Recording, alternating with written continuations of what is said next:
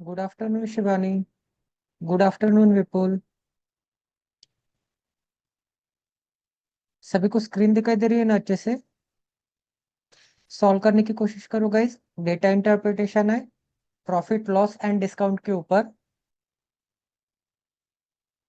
Actual values find out करने की कोशिश करो, cost price, mark price and selling price की।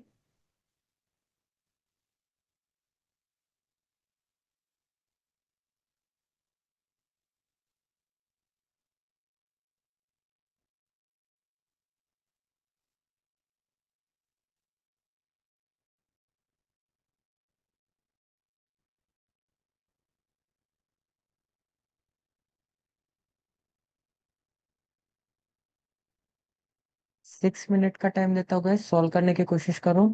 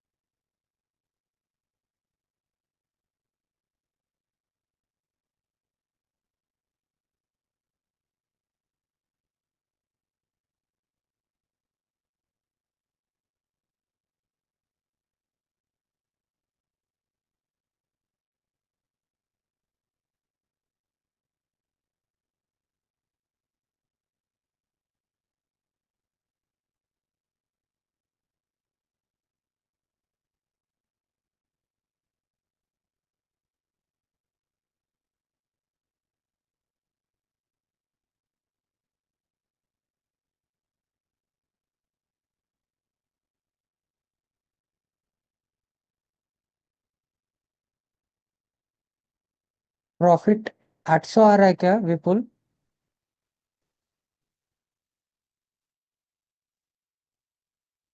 पी की वैल्यू, अच्छा। तो पी की वैल्यू पुट करो, सेलिंग प्राइस पता चलेगी। जैसे कि ए के लिए सेलिंग प्राइस पी की वैल्यू अगर 800 है, तो 800 माइनस 100 मतलब 700। बी के लिए सेलिंग प्राइस क्या मिल जाएगी मुझे? 800। एंड सी के लिए सेलिंग प्राइस क्या मिल जाएगी मुझे? 900। तो सेलिंग प्राइस के एग्जैक्ट वैल्यू तो मिल रहा है, ठीक है। उसके बाद कैलकुलेट करके देखो, cost price and mark price कैसे निकाल सकते हैं। सोचो थोड़ा और। डिस्काउंट दे दिया है एंड प्रॉफिट दे दिया है, and cost price and mark price का रेशियो मिल जाएगा मुझे मार्कअप परसेंटेज से। मार्कअप परसेंटेज मतलब क्या होता है गाइस? अगर कोई शॉपकीपर कोई पर्टिकुलर वैल्यू के ऊपर चीज खरीद के लाता है, फिर से एक बार एग्जांपल दे देता हूँ। अगर एक टी शर्ट होगी, तो वो टी शर्ट अगर कोई सेलर 60 रुपीज में खरीद के लाता है, 60 रुपीज में दिल्ली से खरीद के लाता है, एंड वो अपने सिटी में उसके ऊपर टैग लगा देता है 100 रुपीज का, टैग लगा देता है 100 रुपीज का, तो 60 की चीज पे मार्कअप किया है उसने 40 रुपीज का। मार्कअप मतलब कितने का मार्कअप किया है? 40 रुपीज का मार्कअप किया है। एंड मार्कअप परसेंटेज मतलब कितने का मार्कअप किया? 40 का 60 पे, तो 100 पे कितने का? 2/3 मतलब 66.66% का मार्कअप किया है, ठीक है। तो ऐसे वैल्यू फाइंड आउट करो, cost price and mark price का रेशियो मिल जाएगा आपको।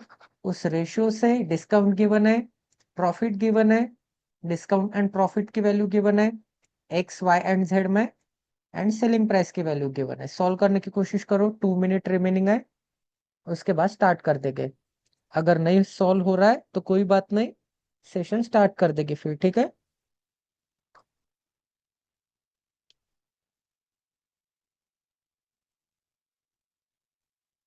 शिवानी आ रहे ना वाले उस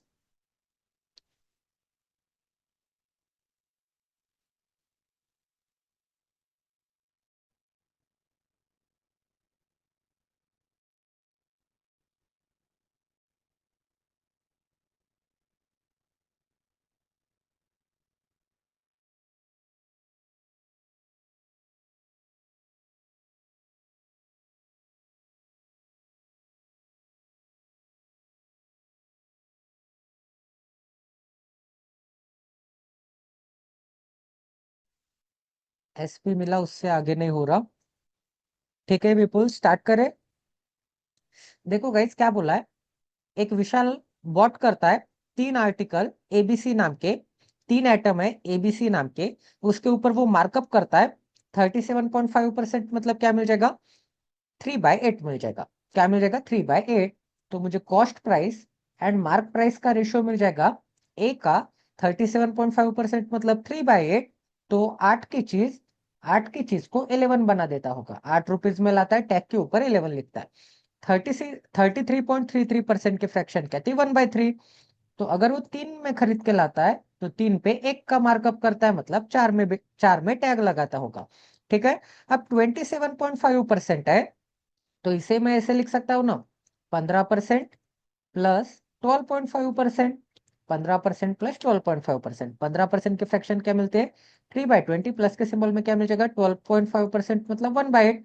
दोनों का एलसीएम मुझे क्या मिल जाएगा, 40। 40 बनाने के लिए 6/40 लिख सकता हूँ मैं, 6/40 प्लस क्या मिल जाएगा, 5/40। दोनों तरफ 5 से मल्टीप्लाई कर दिया, इस डायरेक्शन में 5 से मल्टीप्लाई, इस डायरेक्शन में 2 से मल्टीप्लाई, ऊपर एंड नीचे। ठीक है। तो गाइज मुझे क्या मिल जाएगा, 11/40। तो अगर ये 40 यूनिट है तो ये क्या मिल जाएगा, मार्कअप करने के बाद 40 पे 11 का मार्कअप, 40 पे 11 का मार्कअप मतलब वो 11 का मार्कअप करता होगा। तो मार्क प्राइस एंड मुझे कॉस्ट प्राइस का रेशियो मिल गया। ठीक है। अब आगे पढ़ते गए, आगे क्या गिवन है, आगे गिवन है ABC sold them at a marking them, sorry एक second, ABC and then sold them after marking a certain percentage above their cost price and allowing discount। ठीक है। कुछ ना कुछ मार्क प्राइस क्रिएट करता होगा एंड डिस्काउंट भी देता है। The table shows percentage by which 3 different article were marked above there cost price. तो परसेंटेज गिवन है, markup percentage, and discount is given on the mark price. Discount always mark price पे given दिया जाता है, तो discount given है। उसके बाद प्रॉफिट गिवन है, एंड आपको क्या बोला है, आपको बोला है and selling price of each article. ठीक है। सेलिंग प्राइस पर आपको डिस्काउंट दिया है, सॉरी मार्क प्राइस पर। Average selling price of all 3 article is 800। अगर उनका एवरेज सेलिंग प्राइस 800 है तो उनकी सम क्या मिल जाएगी, मुझे एबीसी की सम क्या मिल जाएगी सेलिंग प्राइस की, 800 का 3 टाइम। 800 का 3 टाइम क्या मिलता है, 2400 मिलता है। 2400 रुपीज अगर मिल जाएगा तो इन तीनों की सम कर लेते हैं, तो P plus P plus P 3P मिल जाएगा। एंड ये जो 100 - 100 एंड +100 कैंसिल आउट होने के बाद 3P की वैल्यू क्या मिल जाएगी, 2400 रुपीज मिल जाएगा। ठीक है। तो P की वैल्यू क्या मिल जाएगी, P की वैल्यू 800 रुपीज मिल जाएगी। P की वैल्यू अगर 800 रुपीज है तो यहाँ पर मुझे क्या मिल जाएगा, P - 100 मतलब 700 मिल जाएगा। तो 700 बना लेते। सेलिंग प्राइस क्या मिल जाएगा, 700। Selling price of item b is 800 and selling price of item c is 900 मिल जाएगा। ठीक है। यहाँ तक सभी को समझ में आ गया, यहाँ तक किसी को कोई डाउट है क्या, एक बार कंफर्म कर दो। यहाँ तक सभी को क्लियर है ना। ठीक है गाइज। अब देखो क्या बोला है, डिस्काउंट गिवन है। अब डिस्काउंट किस पे गिवन होता है, मार्क प्राइस में से मैं सेलिंग प्राइस सब्ट्रैक्ट करूंगा तो मुझे डिस्काउंट की वैल्यू पता चल जाएगी। ठीक है। मार्क प्राइस में से सेलिंग प्राइस सब्ट्रैक्ट करूंगा तो मुझे डिस्काउंट की वैल्यू पता चल जाएगी। तो एक काम कर लेते हैं, नहीं तो ये जो 81 सॉरी 11 यूनिट है, तो 11 यूनिट में से मार्क प्राइस में से मैं डिस्काउंट रुपीज कम कर दूंगा, -X -60, क्योंकि माइनस कर रहा हूं तो माइनस के साइन से मल्टीप्लाई होगा, -x -60, तो मुझे क्या मिल जाएगा, सेलिंग प्राइस की वैल्यू मिल जाएगी। तो सेलिंग प्राइस की वैल्यू, तो सेलिंग प्राइस की वैल्यू मुझे क्या मिल जाएगी, 700 रुपीज मिल जाएगी। क्या मिल जाएगी मुझे, 700 रुपीज। या फिर एक काम कर लेते हैं, ये क्या है, मार्क प्राइस है, and mark price minus discount, तो मुझे सेलिंग प्राइस मिल जाएगा।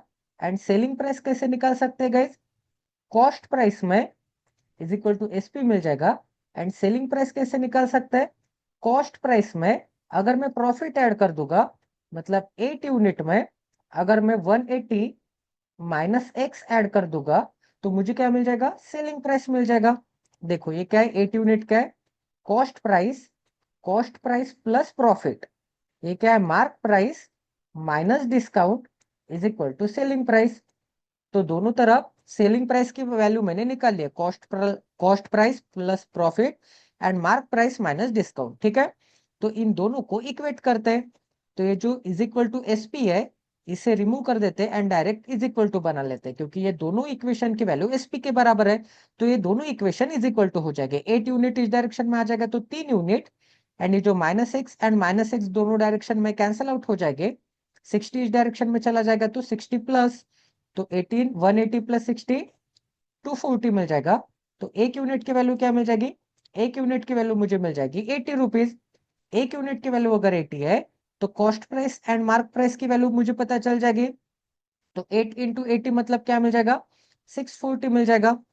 8 इंटू 80 मतलब 640, एंड 11 इंटू 80 मतलब 880 मिल जाएगा। क्या मिल जाएगा, 880 मिल जाएगा, ठीक है।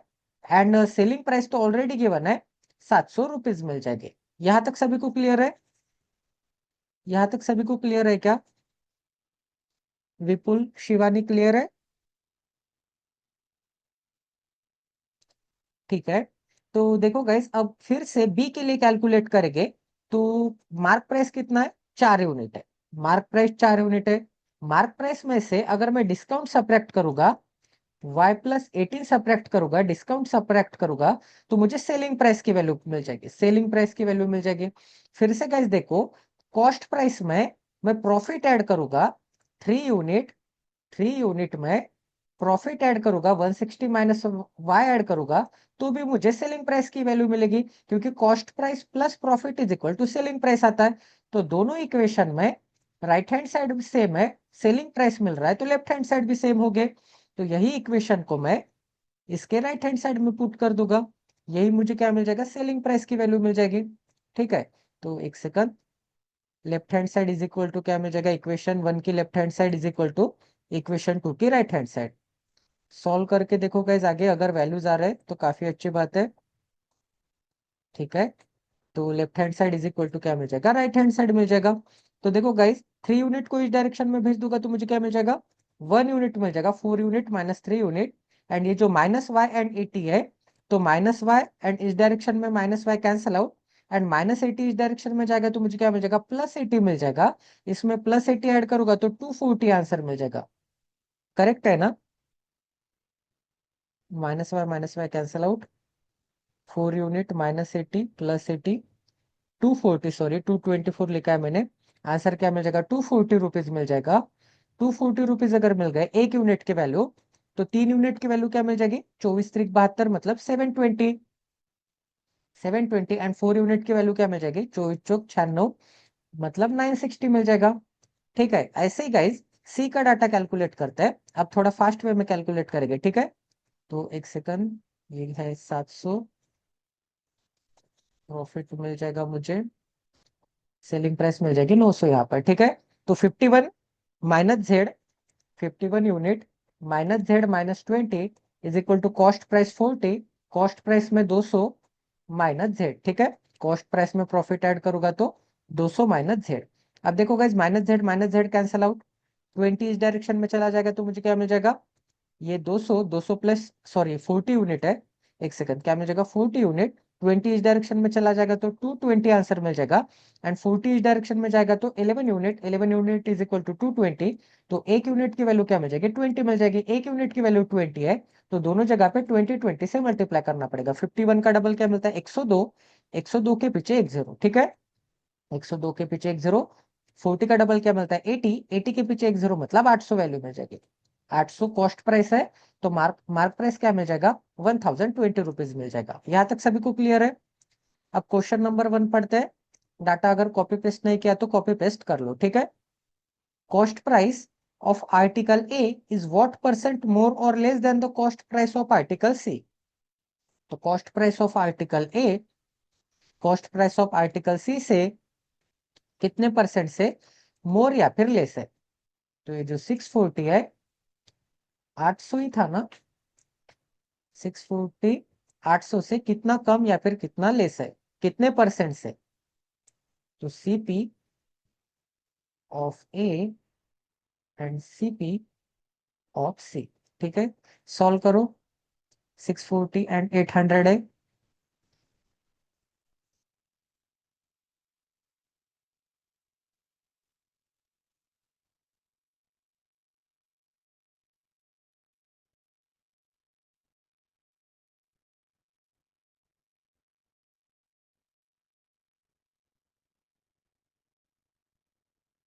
कितने से कम दिख रहा है आपको, 160 से कम दिख रहा है। कितने पे बेस वैल्यू कौन सी लेनी पड़ेगी, डिनोमिनेटर में 640 आएगा या फिर 800 आएगा। करो गाइस सोल्व। देखो गाइस, आ गया क्या आंसर किसी का, 20% आया है शिवानी का। 20 तो है ही नहीं शिवानी। अच्छा अच्छा, option number C. Okay okay ठीक है। तो cost price of article A is what percent more और less than the cost price of article सी।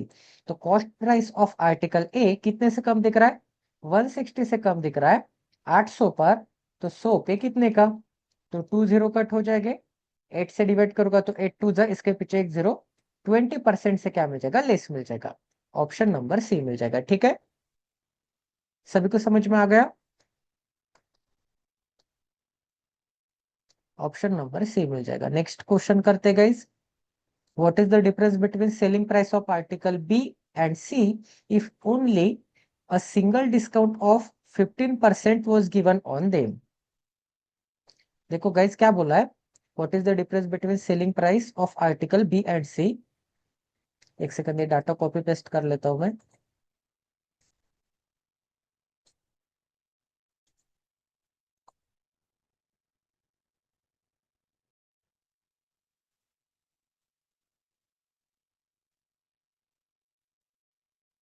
ठीक है, करो गाइस सोल्व अभी।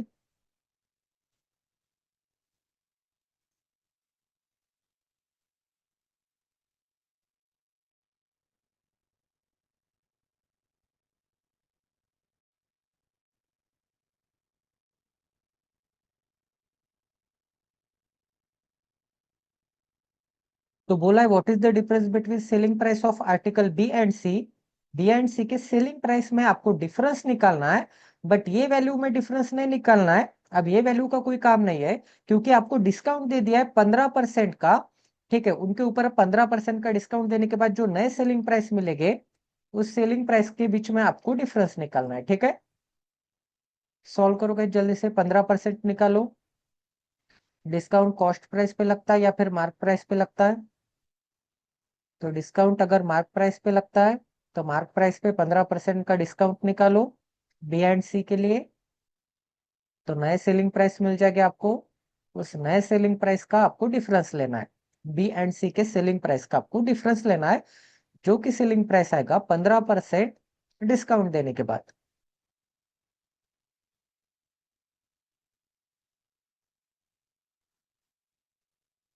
देखो 960 का 15% क्या मिलता है, 960 का 15% निकालना है।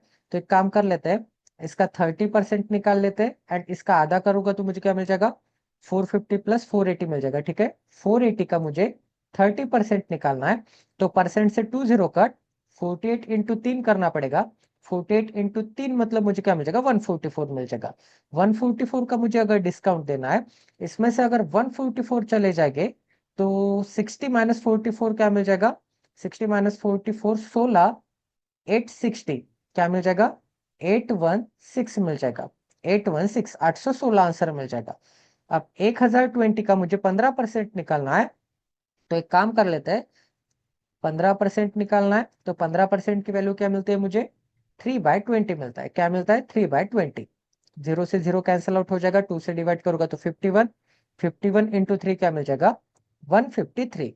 क्या मिल जाएगा, 51 इंटू 3 153 का डिस्काउंट मिलता है। 153 का डिस्काउंट मिलता है। आ गए क्या guys answer? Option number B आ रहा है विपुल का। आपको सेलिंग प्राइस के बीच में डिफरेंस चाहिए था ना, ठीक है। 153 का डिस्काउंट है, तो इसमें से 153 चले जाएगा तो मुझे क्या आंसर मिल जाएगा। देखो गाइस, एक काम कर लेते हैं, 102 माइनस 15 क्या मिल जाएगा मुझे, 87 मिल जाएगा। 87 मतलब 870 मिल जाएगा। एंड ये जो 0 - 3 - 3 मिल जाएगा, तो 870 - 3 क्या मिल जाएगा, 867। 867, इन दोनों का अगर मैं डिफरेंस लूंगा, दोनों के सेलिंग प्राइस के बीच में अगर मैं डिफरेंस लूंगा, तो मुझे क्या मिल जाएगा, 86 - 81 क्या मिल जाएगा, 5। एंड 7 - 6 क्या मिल जाएगा, 1 मिल जाएगा। 51 रुपीज मिल जाएंगे। ठीक है, ऑप्शन नंबर बी मिल जाएगा। शिवानी क्लियर है? Very good. नेक्स्ट क्वेश्चन करते गए, दो ही क्वेश्चन थे। नेक्स्ट डेटा इंटरप्रिटेशन करते हैं, रेशियो के ऊपर है। उसके बाद क्या है, एक सेकंड पढ़ लेता हूँ। The following data shows the number of people who bot only cake, only pizza and only cake and sorry and both cake and pizza from 3 different shops. 3 shops है जिसमें अलग अलग कस्टमर है। कुछ कस्टमर सिर्फ केक खा रहे हैं, कुछ कस्टमर सिर्फ पिज्जा खा रहे हैं, एंड कुछ कस्टमर्स ऐसे हैं जो पिज्जा भी खा रहे हैं एंड केक भी खा रहे हैं। ठीक है, अब आगे बोल दे, number of people bought only pizza from shop B and C are equal। तो B एंड C के ओनली पिज्जा वाले क्या है, ओनली पिज्जा वाले इक्वल है। सॉल्व करने की कोशिश करो गाइज, वैल्यूज फाइंड आउट करो, सॉल्व करने की कोशिश करो। ओनली केक के कितने कस्टमर हो गए, ओनली पिज्जा के तीनों शॉप के कितने कस्टमर हो गए, and both cake and pizza के कितने कस्टमर हो गए। सभी चीजें आपको वैल्यूज के साथ फाइंड आउट करनी है। ठीक है, क्वेश्चन चेक कर लेता हूं मैं एक बार कि क्वेश्चन में कुछ डाटा गिवन है क्या। नहीं नहीं, क्वेश्चन में तो कुछ भी डाटा गिवन नहीं है। पूरा आपको इतने ही डाटा में से आपको एक्सट्रैक्ट करना पड़ेगा, क्योंकि कई बार क्या होता है कि क्वेश्चन में आधी इंफॉर्मेशन दी जाती है, बट ऐसे नहीं है। ये 4 सेंटेंस से ही आपको पूरा डाटा निकालना है कि only cake, only pizza and both cake and pizza वाले कितने हो गए तीनों शॉप के।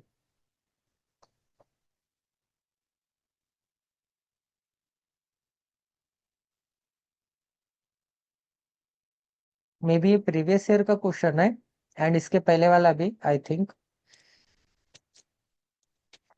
अब मुझे भी याद नहीं है कौन से पीडीएफ से पुटअप किया है मैंने,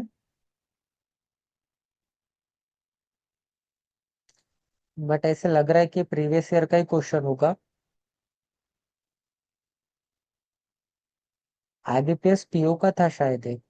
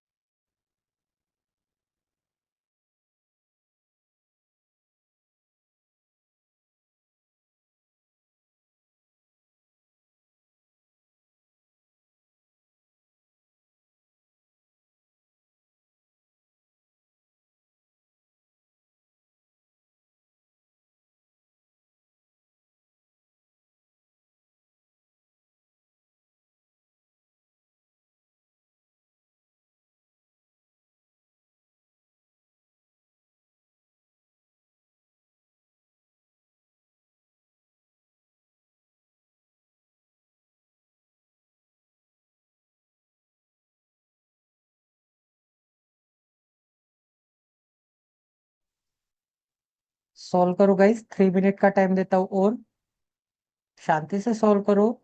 रीड करो शांति से कि क्या एग्जैक्ट वैल्यू में निकाल सकता हूँ, कैसे एग्जैक्ट वैल्यू तक मैं पहुंच सकता हूँ। क्योंकि लास्ट में क्या बोल दिया है, ratio between the number of people who bought either cake और pizza from shops ABC is 6:4:5। सिर्फ इतनी इंफॉर्मेशन दी है आपको लास्ट सेंटेंस में। इस इंफॉर्मेशन से कहाँ तक जा सकते हो चेक कर लो एक बार। अगर नहीं समझ में आ रहा है तो कोई बात नहीं, स्टार्ट कर देंगे सेशन। लास्ट का नहीं समझा, ठीक है, एक बार फिर से मैं रीड कर लेता हूँ सभी क्वेश्चंस, ठीक है। तो क्या बोला है, the following data shows the number of people who bot only cake only pizza and both pizza and cake from three different shops, तीन डिफरेंट शॉप्स है, ठीक है। ओनली केक बाय करने वाले, ओनली पिज्जा बाय करने वाले, both cake and pizza buy करने वाले। The number of people bought only pizza from shops b and c, only pizza मतलब बी एंड सी के ओनली पिज्जा मतलब 3y+10 एंड 2z+10, ये दोनों वैल्यू इक्वल है। सबसे पहले तो इस सेंटेंस से मैं ये नोट डाउन कर लूंगा कि 3y+10 is equal to 2z+10, ये दोनों वैल्यू इक्वल है, क्योंकि ओनली पिज्जा बी के एंड ओनली पिज्जा सी के ये इक्वल है बोल दिया था, ठीक है। तो 10 10 दोनों तरफ से कैंसिल आउट हो जाएगा।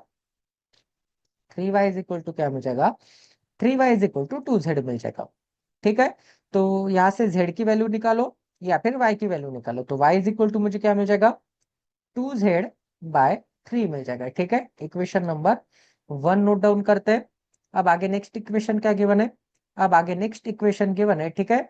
Number of people bought only cake मतलब यहाँ का डाटा गिवन है, ठीक है। Only cake from shop B is half that of A, तो only cake from shop B is half है दैट ऑफ ए से, तो ओनली बी वाले हाफ है, तो ओनली बी को मुझे 2 से मल्टीप्लाई करना पड़ेगा, तब जाके वो ए के बराबर आ जाएंगे। तो ओनली बी को मुझे 2 से मल्टीप्लाई करना पड़ेगा, तब जाके वो ए के बराबर आ जाएंगे, ठीक है। तो 1.5 इंटू 3 क्या मिल जाएगा, 1.5 इंटू 2 क्या मिल जाएगा, 3 मिल जाएगा। तो 3y इज इक्वल टू क्या मिल जाएगा, 1.5x मिल जाएगा, क्या मिल जाएगा, 1.5x मिल जाएगा, ठीक है। यहां तक सभी कुछ क्लियर है। तो इसे मैं कैसे लिख सकता हूँ, देखो गाइस, 1.5 को मैं 3/2 लिख सकता हूँ, बिल्कुल लिख सकता हूँ, क्योंकि 3/2 मतलब 3 का आधा क्या आता है, 1.5 आता है। तो दोनों तरफ से 3 3 तो यहाँ से कैंसिल आउट हो जा रहे हैं, ठीक है। तो y की वैल्यू मुझे क्या मिल जाएगी, या फिर x की वैल्यू मुझे क्या मिल जाएगी, 2 को इस डायरेक्शन में भेज दूंगा तो 2y मिल जाएगा, ठीक है। इक्वेशन नंबर 2 मिल जाएगा, यही इक्वेशन आया क्या, एक बार कंफर्म कर दो। यही इक्वेशन है कि इक्वेशन में कोई चेंजेस आए आपके, y एंड x की वैल्यू निकल के देखो। हाँ, वेरी गुड शिवानी। तो देखो अब आगे क्या गिवन है, एक सेकंड यहाँ पे थोड़ा मिटा देता हूँ,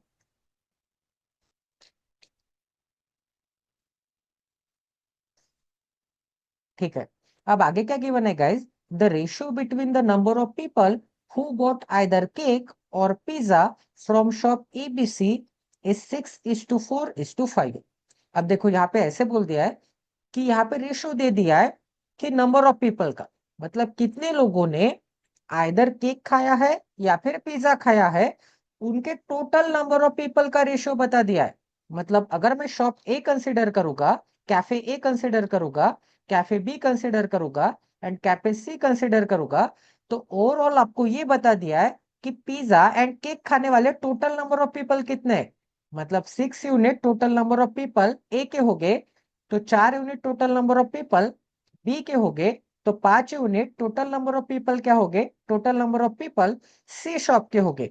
अब ये जो 6 यूनिट है, 4 यूनिट है एंड 5 यूनिट है, इसमें only pizza and only cake वाले है क्या, ऐसे नहीं है। कोई पिज्जा वाला होगा तो कोई केक वाला होगा तो कोई बोथ वाला होगा। तो उनको सेंटेंस में कैसे लिखना है, क्योंकि यहाँ पे तो ऐसे नहीं लिख सकते, क्योंकि the ratio between the number of people who who by who bought both cake and pizza, both cake and pizza बोलते तो एक्स वाई एंड जेड की वैल्यू मुझे 6 4 एंड 5 मिलता, या फिर ओनली केक या फिर ओनली पिज्जा बोलते तो यहाँ यहाँ की वैल्यू मुझे 6 4 एंड 5 मिलती। तो इसीलिए उन्होंने आइदर वर्ड का इस्तेमाल किया है, ताकि आइदर वर्ड का मीनिंग क्या होता है, एक तो पिज्जा खाते होगे या फिर केक खाते होगे या फिर दोनों खाते होगे, ठीक है। तो ये टोटल नंबर ऑफ पीपल की वैल्यू है, मतलब 1.5x plus 2x plus x करूंगा तो मुझे 6 यूनिट मिल जाएंगे।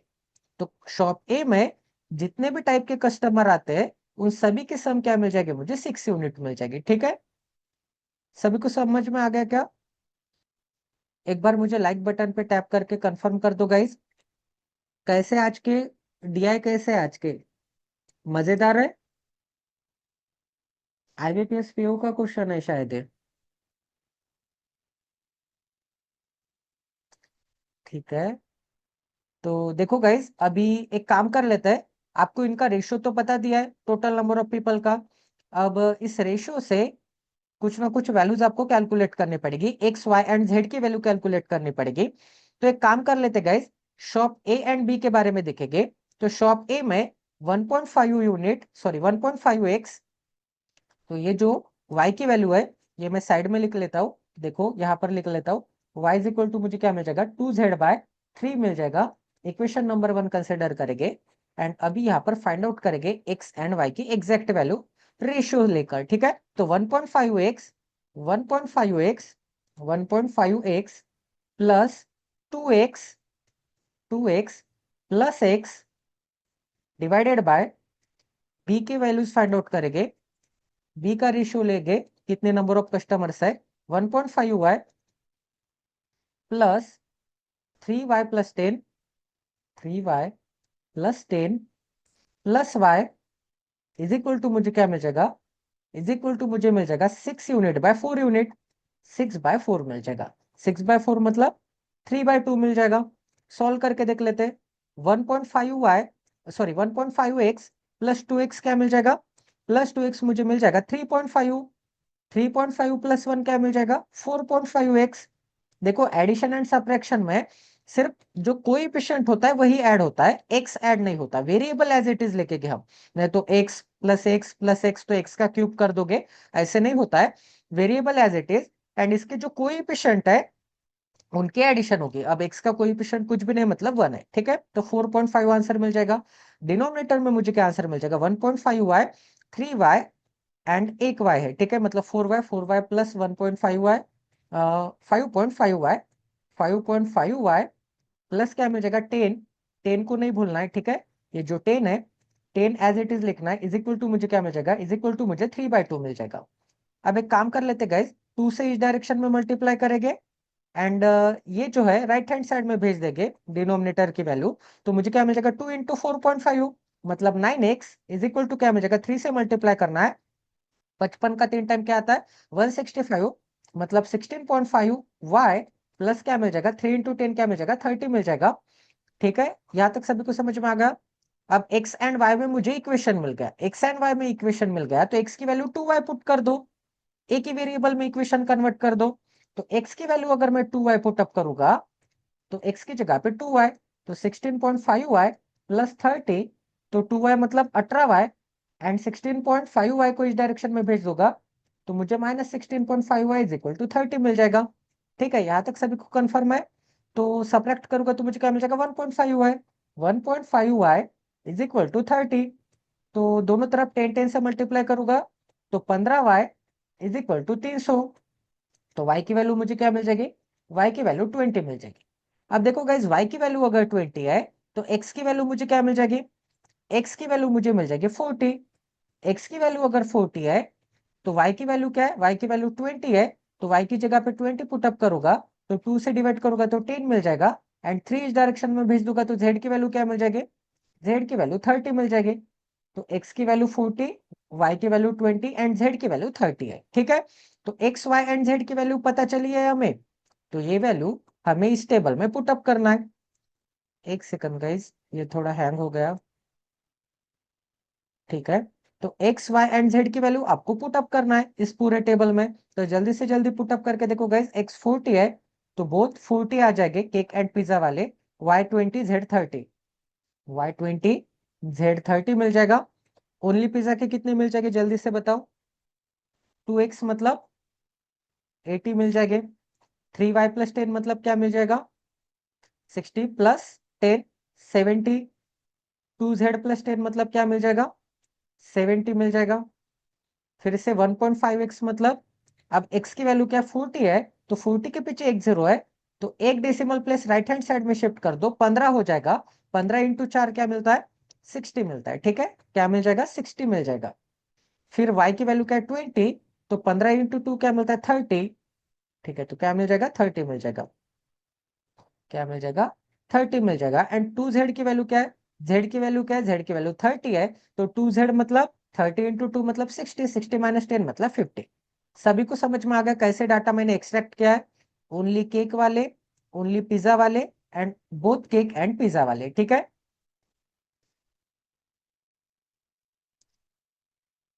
ठीक है, सभी को समझ में आ गया। अब देखो गाइस, वैल्यूज फाइंड आउट करो। क्वेश्चन नंबर 1 दिख रहा है ना सभी को? क्वेश्चन नंबर 1 में बता दिया है, what percent of people bought both cake and pizza from all three shops together. Both cake and pizza वाले, क्या बोला है, what percent of people bought both cake and pizza from all three shops together.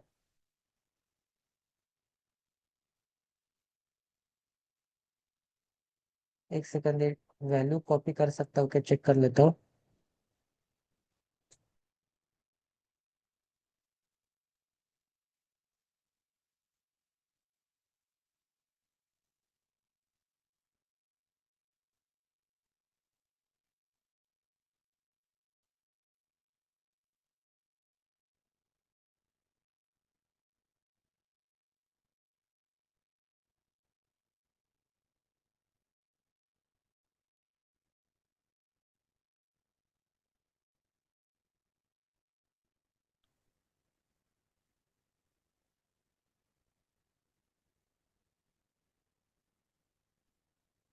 What percent of people bought both cake and pizza from all three shops together।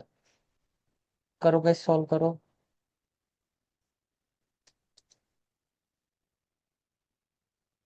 अब देखो कैसे solve करना है, सोचो समझो और सॉल्व करो। 6 यूनिट था, और क्या था, एक सेकंड में चेक करता हूँ। 6, 4 एंड 5 था total number of people. 6, 4 and 5 था, तो टोटल 15 यूनिट हो जाएंगे। तो ठीक है, करो सॉल्व। आ गया आंसर किसी का? 20 आंसर आ रहा है, 20%। ठीक है, तो देखो यहाँ पर बोल दिया है कि what percent of people bought both cake and pizza, both cake and pizza कितने लोगों ने बाय किया है फ्रॉम थ्री शॉप्स टुगेदर। तो कितने लोगों ने बाय किया है फ्रॉम थ्री शॉप्स टुगेदर, तो थ्री शॉप्स का टोटल नंबर ऑफ पीपल का डाटा निकाल लेते हैं।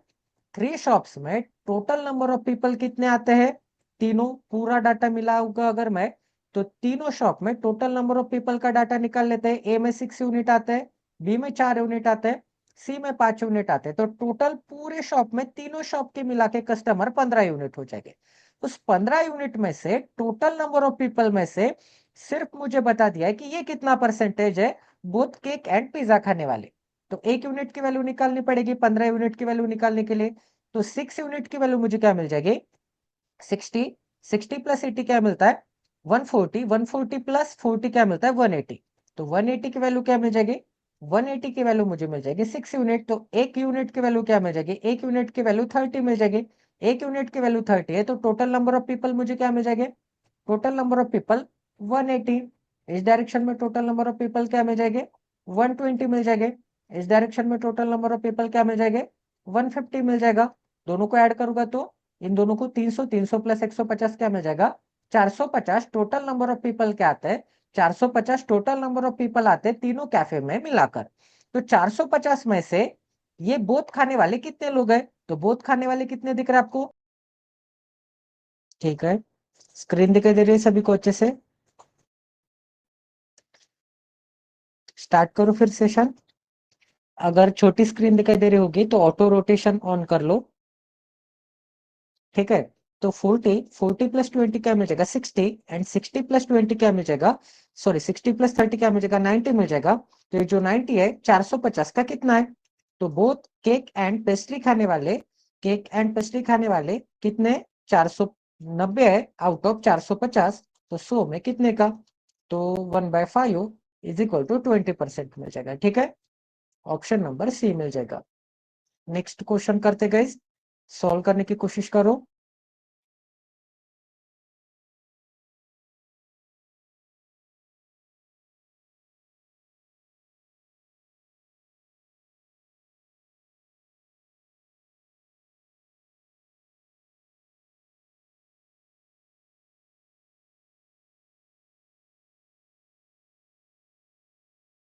बफर नहीं हो रहा है ना? वॉइस अच्छे से आ रहा है सभी को? एक सेकंड, डाटा कॉपी पेस्ट कर लेते फिर से। बहुत बड़ा डाटा हो तो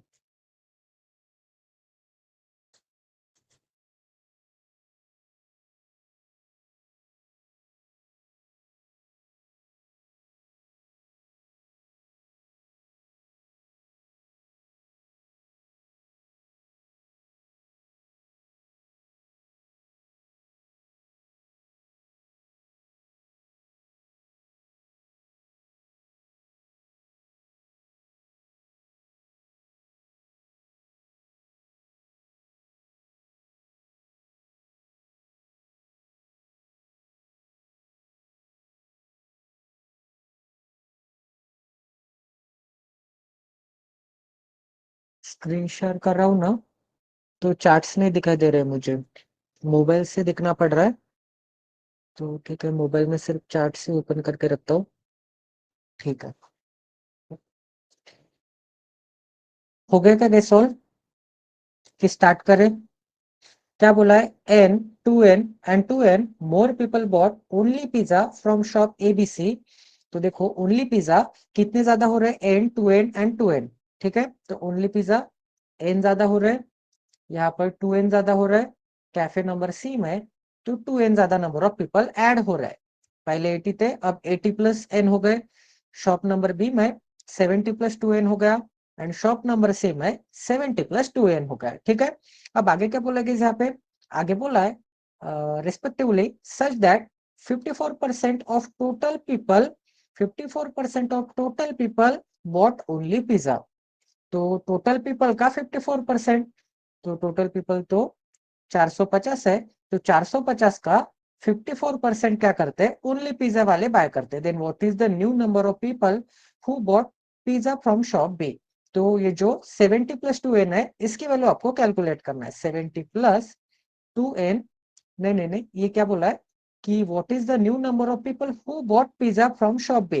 तो शॉप बी में पिज्जा खाने वाले लोगों का आपको नंबर्स बताना है। ठीक है, तो देखो गाइस, पिज्जा खाने वाले तीनों शॉप में एन, टू एन एंड फिर से टू एन से इंक्रीज हुए। तो ये जो टोटल नंबर ऑफ पीपल है, क्या ये 450 ही रह गए? अगर पिज्जा खाने वाले people n, two n and two n से इंक्रीज हो चुके हैं, तो ऑटोमेटिकली ये जो टोटल नंबर ऑफ पीपल जो कि तीनों कैफे की सम है, ये भी इंक्रीज हो जाएगी। तो 54% मुझे निकालना है। तो 54% या फिर नए लोग की संख्या क्या मिल जाएगी मुझे? N plus two n plus two n मिल जाएगा। तो टोटल नंबर ऑफ पीपल क्या हो जाएंगे? इतने से इंक्रीज हो जाएंगे। जैसे कि पिज्जा खाने वाले इंक्रीज हुए, तो automatically total number of people भी इंक्रीज हो गए। तो अभी इसका मुझे 54% निकालना है।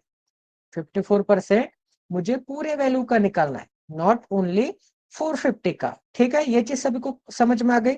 एक बार कंफर्म कर दो, ये चीज सभी को समझ में आ गई ना? क्योंकि automatically total number of people भी, सर मैंने 450 का निकाल रहा था। हाँ, 450 का निकालोगे तो गड़बड़ हो जाएगी, क्योंकि देखो ना, लॉजिक तो देखो, क्योंकि ओनली पिज्जा खाने वाले बढ़ रहे हैं, ओनली पिज्जा खाने वाले 5n से बढ़ रहा है, n plus two n plus two n मतलब 5n से बढ़ रहा है, तो obviously total number of people भी तो 5n से इंक्रीज हो गए ना। तो 450 प्लस 5n, इसे कैसे लिख सकता हूँ? 450 प्लस 5n का मुझे 54% निकालना है। तो 450 प्लस 5n का मुझे x की तरह दिख रहा है, एक सेकंड, 5n का मुझे 54% निकालना है। तो 54 को मैं कैसे लिख सकता हूँ? एक सेकंड, 54% रहने देते अभी, तो 54% निकालना है। तो ये 54% क्या आ जाएंगे? टोटल नंबर ऑफ पिज्जा खाने वाले, ओनली पिज्जा खाने वाले। तो ओनली पिज्जा खाने वाले टोटल नंबर ऑफ पीपल क्या है? 80 plus n, 80 plus n plus 70 plus two n plus 70 plus two n plus 70 plus two n. तो 80 प्लस 70 क्या मिल जाएगा? 150, 150 प्लस 70 क्या मिल जाएगा? 220। तो 220 plus 5n, n plus two n plus two n plus 5n is equal to मिल जाएगा मुझे राइट हैंड साइड में। ठीक है, अब इसे सॉल्व करते हैं। अब 450 का 54% निकालना है। तो 54% ऑफ 450 क्या मिल जाएगा? 50% क्या मिलता है मुझे? 50% 225 मिलता है। फिर 4% निकालना है। तो 1% क्या मिलता है 4.5, 2% क्या मिलता है 9, तो 4% क्या मिल जाएगा 18, 9 का डबल 18 ऐड कर दूंगा तो मुझे क्या मिल जाएगा 243 मिल जाएगा। तो इसका 50% 243 प्लस 5n का 54% क्या मिल जाएगा 5n का 54% मिल जाएगा 5n इंटू 54 बाय 100 लिख सकता हूँ 54% को मैं इज इक्वल टू मुझे क्या मिल जाएगा 220 प्लस 5n, ठीक है, इज इक्वल टू मुझे क्या मिल जाएगा is equal to 220 plus 5n मिल जाएगा। 5 से डिवाइड करूंगा तो मुझे क्या मिल जाएगा 20 मिल जाएगा, फिर 2 से डिवाइड करूंगा तो मुझे क्या मिल जाएगा नीचे 10 एंड ऊपर मिल जाएगा 27 दूने 54 मतलब 27 मिल जाएगा।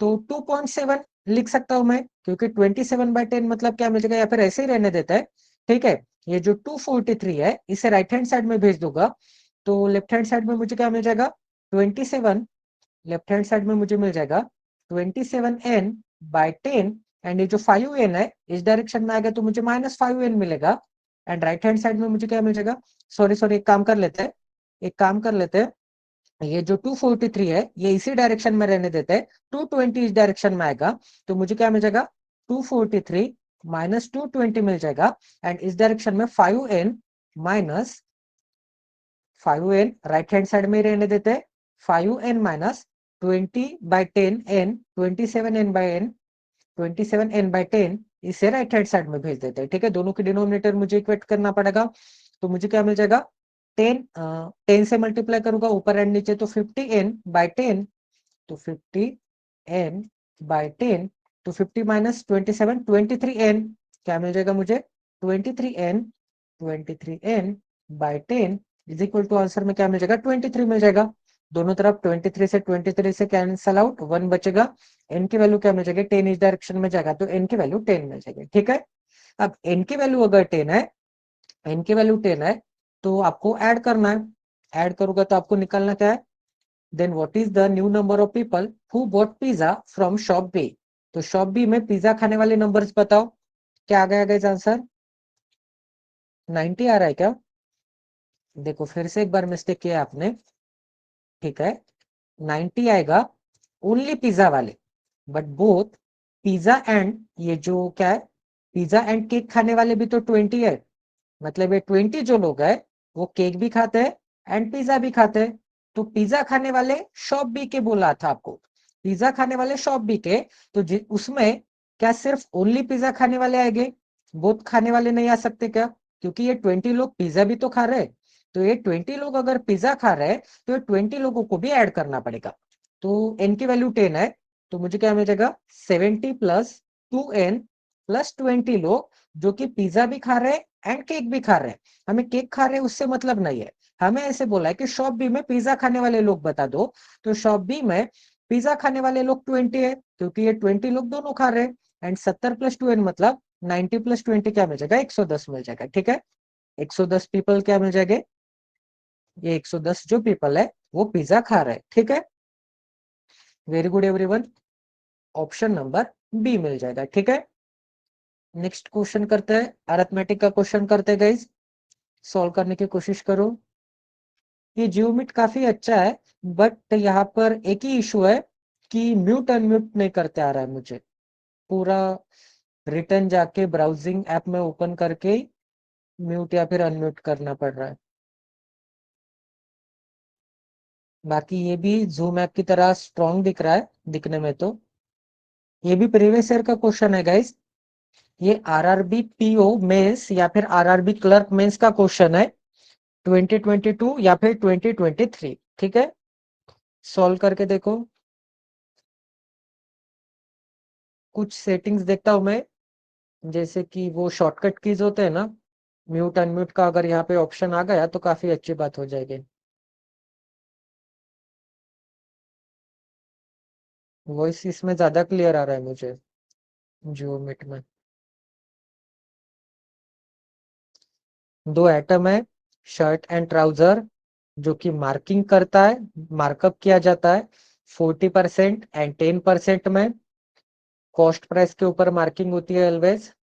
Both item are sold together, दोनों की सेलिंग प्राइस की सम बता दी है 4300 एंड प्रॉफिट बता दिया है शर्ट के ऊपर 600 रुपीज का होता है। Then find the cost price of the trouser.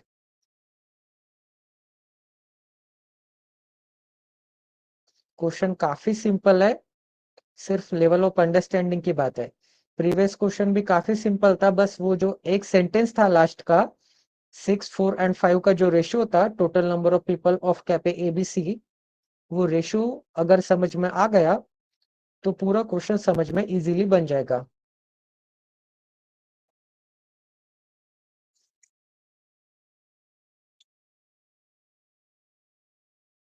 बाकी के लोग क्यों एब्सेंट है मुझे समझ में नहीं आ रहा है। शायद वो प्रीलिम्स के ऊपर फोकस कर रहा है, बट प्रीलिम्स की भी पढ़ाई करेंगे तो मेंस में ऑब्वियसली प्रीलिम्स की भी तो पढ़ाई हो रही है।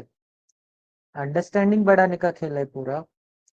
अब प्रीवियस क्वेश्चन में हमने प्रॉफिट एंड लॉस पूरा कवर कर लिया है, प्रॉफिट लॉस मार्कअप परसेंट, तो कोई ना कोई फायदा ही होता है। ऐसे नहीं है कि प्री का ही पढ़ोगे तो प्री क्लियर होगा, मेंस का पढ़ोगे तो प्री का कोई फायदे का नहीं है, मेंस का पढ़ोगे तो डबल फायदे का है प्री के लिए। क्योंकि मेंस के क्वेश्चन में जो अंडरस्टैंडिंग बढ़ती है, लेवल ऑफ अंडरस्टैंडिंग बढ़ते हैं, वो प्री के क्वेश्चन में नहीं बढ़ते। प्री के क्वेश्चन कितने भी रट लो आप, कितने भी व्हाइट पेजेस काले कर लो, कितने भी पेजेस भर लो, कितने भी क्वेश्चन सॉल्व कर लो, जो मेंस के क्वेश्चन है वो सॉल्व नहीं होंगे। 620 आंसर आ रहा है शिवानी का, एंड विपुल का डिस्काउंट नहीं दिया ना सर।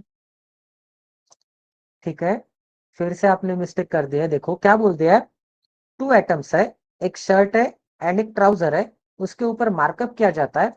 तो देखो शर्ट एंड क्या है, ट्राउजर है, मार्कअप किया जाता है मतलब cost price and mark price का रेशियो बताया जाता है। मार्कअप किया जाता है 40% का शर्ट के ऊपर। 40% की फ्रैक्शन क्या आती है, 40% की फ्रैक्शन आती है 2/5। तो अगर कॉस्ट प्राइस 5 होगा तो 5 पे 2 ज्यादा, मतलब मार्क प्राइस क्या आ जाएगा, 7 यूनिट आ जाएगा। तो 5 यूनिट एंड 7 यूनिट। ठीक है, अब आगे क्या बोला है, 10% अबाउ द ट्राउजर। 10% मतलब 10 की चीज के ऊपर वो 11 का टैग लगाता होगा, 10 पे 11 का टैग, मतलब 10 की चीज खरीद के लाता है, 11 टैग के ऊपर लिख देता है। ठीक है, अब आगे बोला है कि both the items are sold together at 4300। Sold together मतलब सेलिंग प्राइस बता दिए 4300 की, and profit earn on shirt, shirt के ऊपर जो प्रॉफिट मिलता है, शर्ट के ऊपर जो प्रॉफिट मिलता है वो 600 रुपीज का है। तो प्रॉफिट कितने का मिल रहा है शर्ट के ऊपर, प्रॉफिट मिल रहा है मुझे 600 रुपीज का, तो 600 रुपीज बना लेते हैं। Find the cost price of the trouser. अब देखो गाइस, कभी भी सेलिंग प्राइस नहीं पता ही है, डिस्काउंट परसेंटेज नहीं पता है, तो मैंने आपको क्या बोला था, जो वैल्यू टैग के ऊपर लिखी गई होगी, जो एमआरपी होगा, उसी एमआरपी के ऊपर वो सेल करता है। ठीक है, उसी एमआरपी के ऊपर वो सेल करता है। इसका मतलब ये जो एमपी है एंड ये जो सेलिंग प्राइस है, ये दोनों इक्वल आ जाएंगे, यही सेलिंग प्राइस की वैल्यू है। मतलब 5 यूनिट की चीज वो 7 यूनिट में बेच देता है, तो 2 यूनिट का फायदा हो गया। बट यहाँ पे तो फायदा कितने का दिख रहा है, 600 रुपीज का फायदा दिख रहा है। तो 2 यूनिट की वैल्यू मुझे क्या मिल जाएगी, 2 यूनिट की वैल्यू 600 रुपीज मिल जाएगी। तो 1 यूनिट की वैल्यू मुझे क्या मिल जाएगी, 1 यूनिट की वैल्यू 300 रुपीज मिल जाएगी।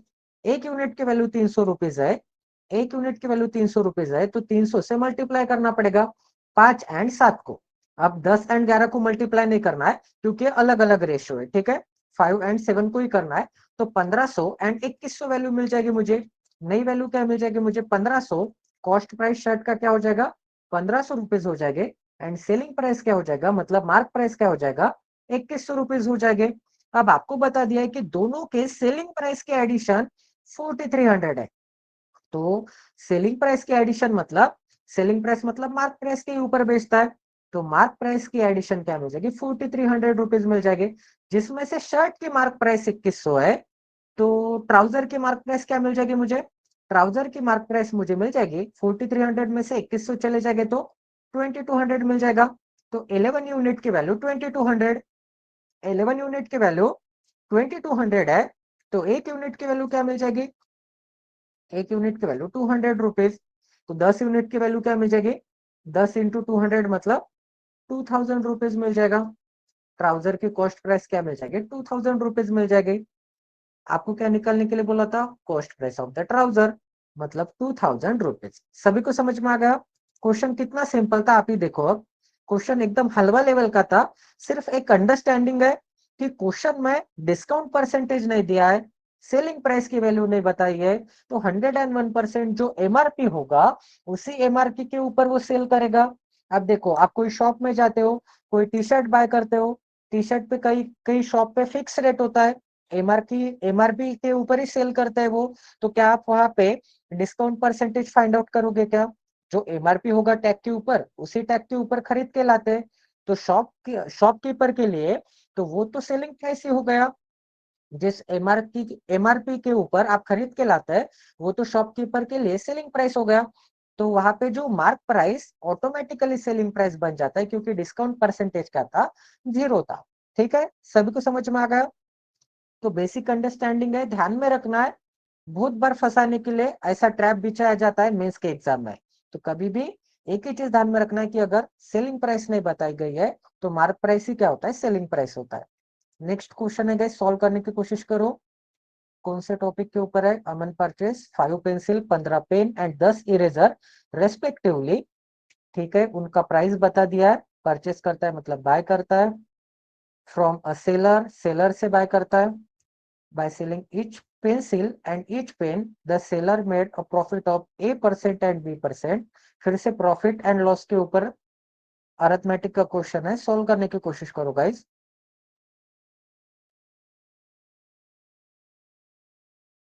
डे टू डे लाइफ में हम जैसे यूज करते हैं, इस्तेमाल करते हैं अरिथमेटिक को, उस लेवल की थिंकिंग आपको लाना पड़ेगा।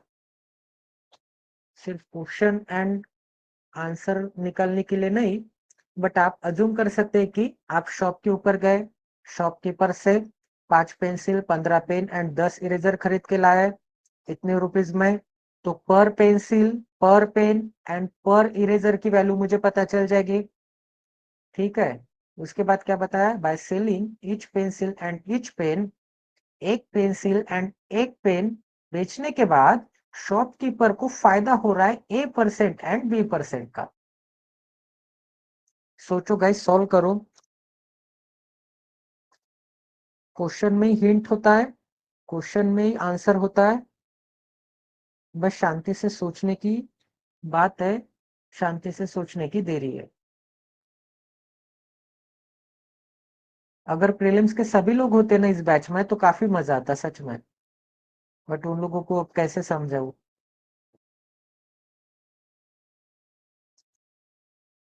उनका सबसे वर्स्ट डिसीजन है वो, सबसे गंदा डिसीजन है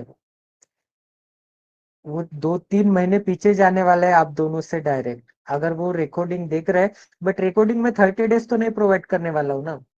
अभी स्टार्टिंग के डेज है, लोग ऐड हो, इसलिए मैं 2-3 दिन की रिकॉर्डिंग अपलोड करूंगा। उसके बाद रिकॉर्डिंग अपलोड नहीं करूंगा। उनको लग रहा है कि रिकॉर्डिंग आएगी तो क्लास में आने की क्या जरूरत है। बट सच बोल रहा हूँ, उनका प्रीलिम्स तो निकल जाएगा, बट मेंस नहीं निकलेगा। क्योंकि वो कोई भी पेड कोर्स में जाने दीजिए, रिकॉर्डेड, लाइव, कोई भी पेड कोर्स रहने दीजिए, ऑफलाइन ऑनलाइन, उनको इतने क्वालिटी का सेशन कहीं नहीं मिलने वाला है।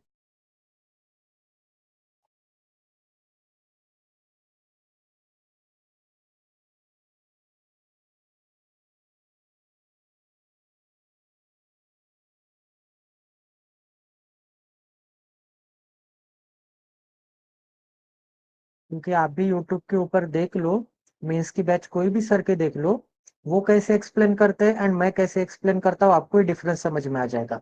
या फिर कोई पीडीएफ उठा लो।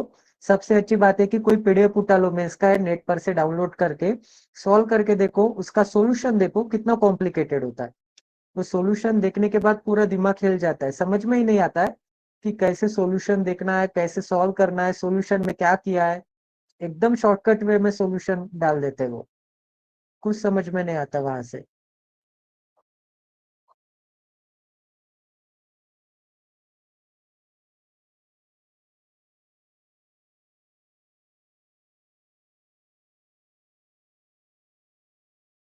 तो वही तो बात है, फिर मेंस के क्वेश्चन अगर कोई आपको इजी लैंग्वेज में एक्सप्लेन करके बता रहा है, एक एक कंसेप्ट एक्सप्लेन करके समझा रहा है, तो ज्यादा से लोग ज्वाइन करना चाहिए।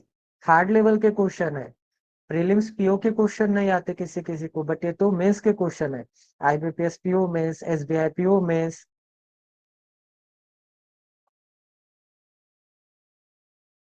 और मैं तो 2 घंटे से ऊपर पढ़ाता हूँ। ऑलवेज 2 घंटे से ऊपर या फिर 1.5 घंटे से ऊपर तो क्लासेस होती ही है हमारी।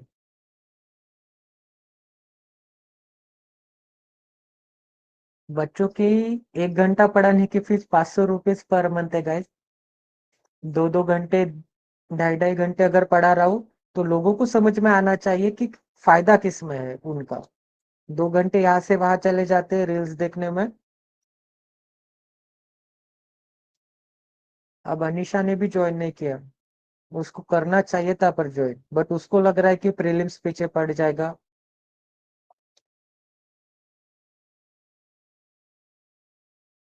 ठीक है गाइस, सॉल्व करें। आ रहा है कि शिवानी आंसर?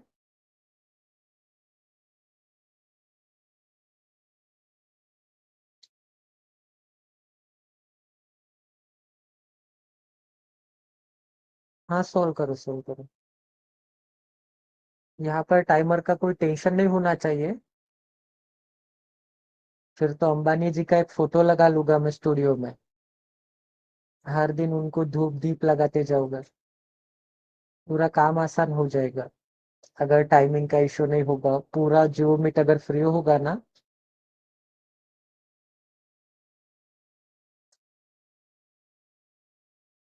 इंडिया को आगे बढ़ाने में अंबानी का काफी बड़ा हाथ है, पर अगर वो रिचार्ज सस्ते नहीं करते तो कुछ अलग ही हालत होती है इंडिया की।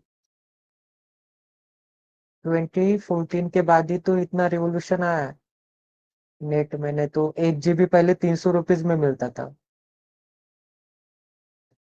1 साल उसने इंटरनेट भी फ्री दिया है। फिर अभी तो 5G भी फ्री है। जो 5G अनलिमिटेड था शायद 1 साल।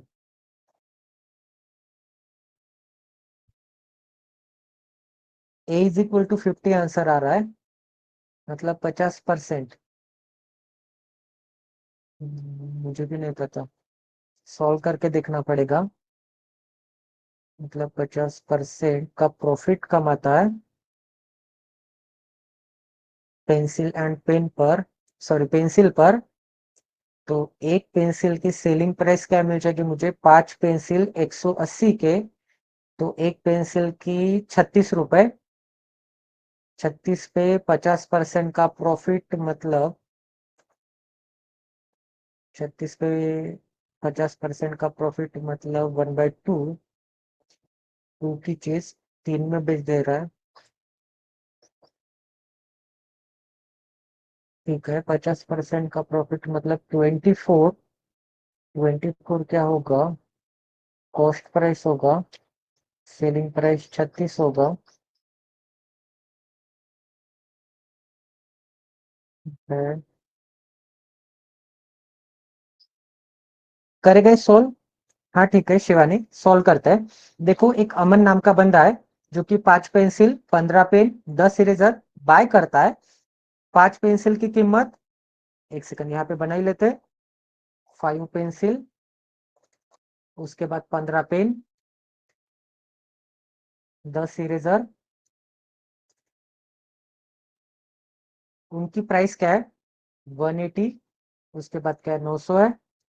900 के बाद क्या है? 300 रुपीज है। तो पर पेंसिल, पर पेन एंड पर इरेजर की मुझे क्या पता चल जाएगी? सेलिंग प्राइस पता चल जाएगी। क्योंकि देखो, सेलर के हिसाब से आपको देखना पड़ेगा। क्योंकि अमन तो बाय कर रहा है, बट सेलर के लिए अमन जिस प्राइस पे बाय कर रहा है वो प्राइस क्या हो जाएगी? सेलर के लिए सेलिंग प्राइस हो जाएगी। तो एक पेंसिल की सेलिंग प्राइस मुझे क्या मिल जाएगी? 5 से डिवाइड करूंगा तो 5 3 जा 5 6 जा 36 रुपीज। एक पेन की प्राइस मुझे क्या मिल जाएगी? 15 सेकंड ना, बस 60 रुपीज मिल जाएगी। ठीक है, क्या मिल जाएगा मुझे? 60 रुपीज मिल जाएगा। 60 रुपीज। एक सेकंड। उसके बाद एक इरेजर की प्राइस मुझे क्या मिल जाएगी? 10 इरेजर 300 में लाता है। तो एक इरेजर की प्राइस मुझे 30 रुपीज मिल जाएगा। क्या मिल जाएगा? 30 रुपीज मिल जाएगा। अब आगे क्या बोल दिया guys? By selling each pencil each pen the seller made a profit of A% and B%। ठीक है, तो A% का प्रॉफिट कमा लेता है एंड पेन बेचने के बाद B% का प्रॉफिट कमा लेता है। मतलब कॉस्ट प्राइस से सेलिंग प्राइस के बीच में A% का प्रॉफिट है। Cost price of pen and selling price of pen के बीच में B% का प्रॉफिट है। अब आगे क्या बोला है? आपको इक्वेशन बता दिया है कि B = 3A। B is equal to क्या बता दिया, बी इज इक्वल टू मुझे 3a मिल जाएगा। Find the profit earn by the seller on selling all 3 erasers. आपको 3 इरेजर सेल करने के बाद जितना प्रॉफिट मिलता है सेलर को, वो प्रॉफिट निकालना है, मतलब सी परसेंट निकालना है। सी परसेंट मतलब सी की वैल्यू निकालना है कि कितना प्रॉफिट मिलता है, कितने रुपीज का प्रॉफिट मिलता है। आगे बोल दिया है, given the condition that cost price of pen pencil and eraser is same. अब एक कंडीशन बता दी है कि cost price of pen pencil and eraser क्या है, सेम है। तो मैं ऐसे एज्यूम करता हूं कि कॉस्ट प्राइस सी है, पेंसिल की, पेन की भी सी है एंड इरेजर की भी सी है। कॉस्ट प्राइस सेम है, तीनों सेम प्राइस पे बाय करके लाता है। एंड सी रुपीज पे बाय करके लाता है, पेंसिल 36 में बेचता है।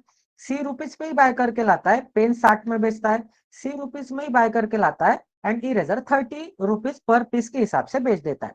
ठीक है, तो cost price, sorry percentage, profit percentage के बारे में बता दिया है। Profit percent pencil and pen के ऊपर लगाना है। तो प्रॉफिट कैसे निकाल सकता हूँ वो चेक कर लेते हैं सबसे पहले। तो देखो गाइस, प्रॉफिट कैसे निकाल सकता हूं मैं, selling price SP2, sorry SP1, pencil के लिए SP1 कंसिडर करेंगे मैं, सॉरी पेंसिल के लिए SP1 कंसिडर करूंगा मैं, एंड पेन के लिए SP2 कंसिडर करूंगा।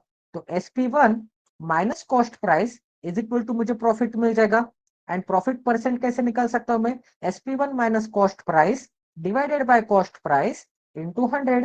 ये क्या मिल जाएगा मुझे, प्रॉफिट परसेंट। प्रॉफिट परसेंट मिलेगा जो कि किसके ऊपर है, पेंसिल के ऊपर है।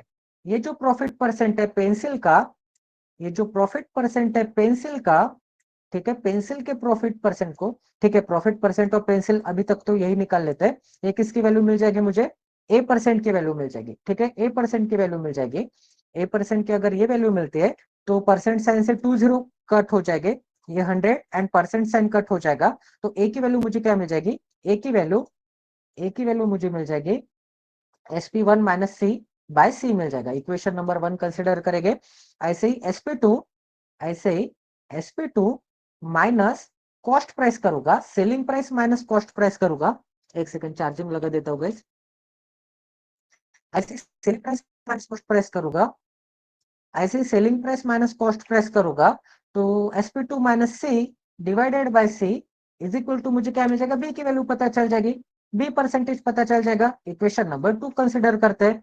तो इक्वेशन नंबर 3 जो गिवन है, बी इज इक्वल टू 3 है, इसमें ए एंड बी की वैल्यू पुटअप करेंगे। तो ए एंड बी की वैल्यू पुटअप करूंगा तो बी इज इक्वल टू मुझे क्या मिल जाएगा, 3 मिल जाएगा। तो बी क्या है, SP2 की वैल्यू कितनी है, सेलिंग प्राइस ऑफ पेन 60 है। तो 60 माइनस सी क्या मिल जाएगा, 60 minus C divided by C is equal to मुझे क्या मिल जाएगा, 3 इंटू SP1 की वैल्यू कितनी है, पेंसिल की सेलिंग प्राइस 36 है। तो 36 माइनस क्या मिल जाएगा गाइज मुझे, 36, 36 माइनस सी डिवाइडेड बाय सी मिल जाएगा। 36 माइनस सी डिवाइडेड बाय सी मिल जाएगा। तो दोनों के डिनोमिनेटर में सी सी है, तो सी सी कैंसल आउट हो जाएंगे। ठीक है, दोनों के डिनोमिनेटर के सी सी कैंसल आउट हो जाएंगे। हेलो, वॉइस आ रहा है ना सभी को? एक सेकंड गाइस, कोई तो भी आया है डोर पे, मैं डोर ओपन करता हूँ, आगे सॉल्व करने की कोशिश करो। वॉइस अच्छे से आ रहा है, ठीक है। तो 100 कैंसिल करके बता देते हैं। देखो प्रॉफिट परसेंट निकालना है, प्रॉफिट परसेंट मतलब A%। A% निकालने के लिए मुझे क्या करना पड़ेगा, ए मतलब पेंसिल के ऊपर प्रॉफिट हुआ है। तो SP1 minus C divided by C into 100। देखो परसेंट साइन को, हाँ करेक्ट है, करेक्ट है। A% मतलब 1/100 हो जाएगा। तो ठीक है, इसे मैं कैसे लिख सकता हूँ, देखो profit percent, percent sign remove करूंगा तो विथ रिस्पेक्ट टू 100 भी रिमूव करना पड़ेगा। परसेंट साइन अगर मुझे रिमूव करना है, सिर्फ मैं प्रॉफिट निकालने की कोशिश करूंगा।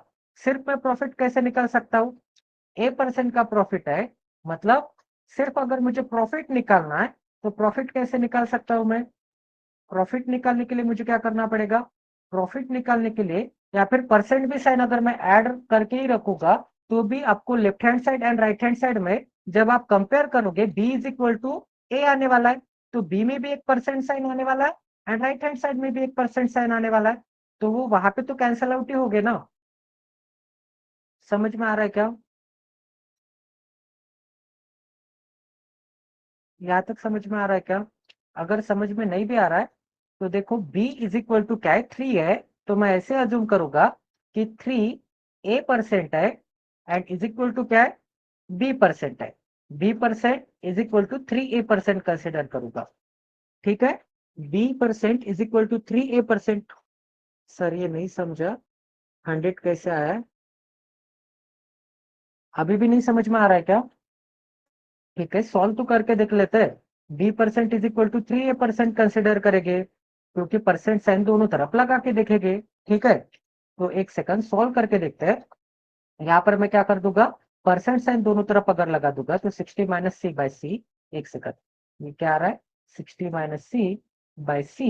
एंड परसेंट साइन अगर मैं लगा दूंगा मतलब b%, एंड a% मतलब इस डायरेक्शन में भी परसेंट साइन लगा दूंगा, तो इसे मैं ऐसे लिख सकता हूँ ना, b% is equal to 3a%। तो दोनों तरफ से percent sign and percent sign यहाँ पे कैंसिल आउट हो जाएंगे। अब समझ में आ गया?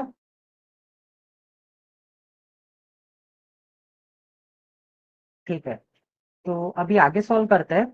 एंड वैसे भी देखो a इज इक्वल टू क्या था, a इज इक्वल टू, हाँ प्रॉफिट की वैल्यू आ जाएगी, बट देखो प्रॉफिट हमें दोनों तरफ इक्विटी करना है ना, a and b left hand side and right hand side में, तो 100 एंड परसेंट साइन की वैल्यू तो ऑटोमेटिक कटी हो जाएगी। तो देखो अभी सॉल्व करते हैं। इसके डिनोमिनेटर में क्या है, डिनोमिनेटर में 6 है। एक सेकंड, वो हैड हो रहा है,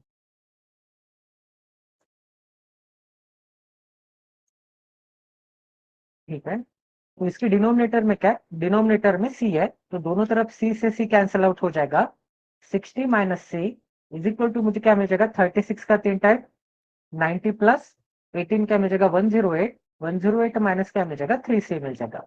तो 3c को इस डायरेक्शन में भेज दूंगा तो plus 3c minus c is equal to मुझे क्या मिल जाएगा, 108 माइनस 60 मिल जाएगा। तो 2c is equal to 108 minus 60 मतलब 48 मिल जाएगा। तो सी की वैल्यू मुझे क्या मिल जाएगी, सी की वैल्यू 24 रुपीज मिल जाएगी, मतलब कॉस्ट प्राइस 24 रुपीज मिल जाएगी मुझे। अगर कॉस्ट प्राइस 24 रुपीज है, कॉस्ट प्राइस अगर 24 रुपीज है, एवरी जगह पे कॉस्ट प्राइस सेम है, तो देखो गाइस आपको क्या फाइंड आउट करने के लिए बोला था, find the profit earn by the seller on selling all 3 erasers. तो एक इरेजर के ऊपर उसको प्रॉफिट कितने का मिलता है, 6 का प्रॉफिट मिलता है, ठीक है। तो 10 इरेजर है, तो 10 इरेजर के ऊपर उसको प्रॉफिट कितने का मिलेगा, 60 रुपीज का मिलेगा, ठीक है। ये चीज सभी को समझ में आ गई।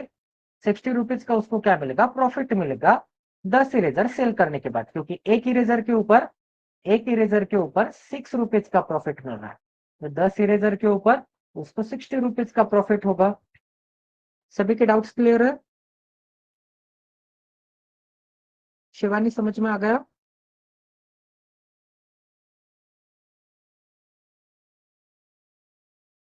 नेक्स्ट क्वेश्चन करेगा इस, very good everyone.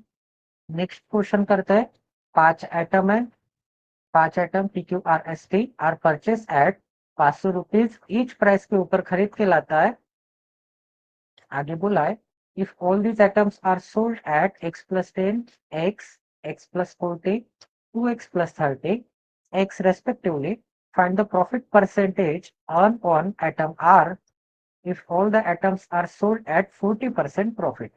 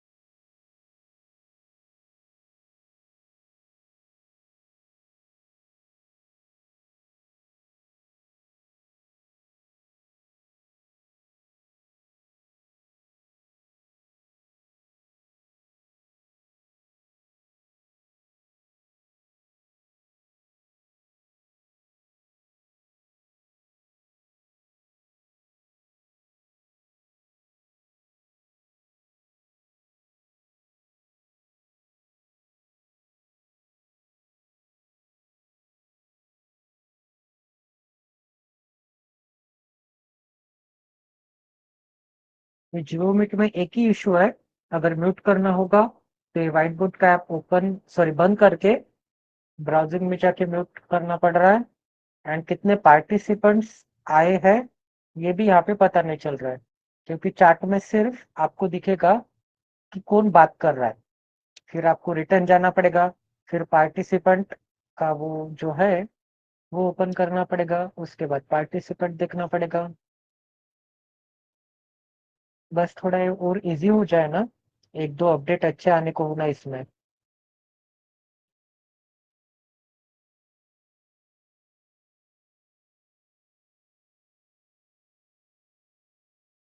And zoom app में कैसा, मैं लैपटॉप में भी आपके चैट्स देख सकता था।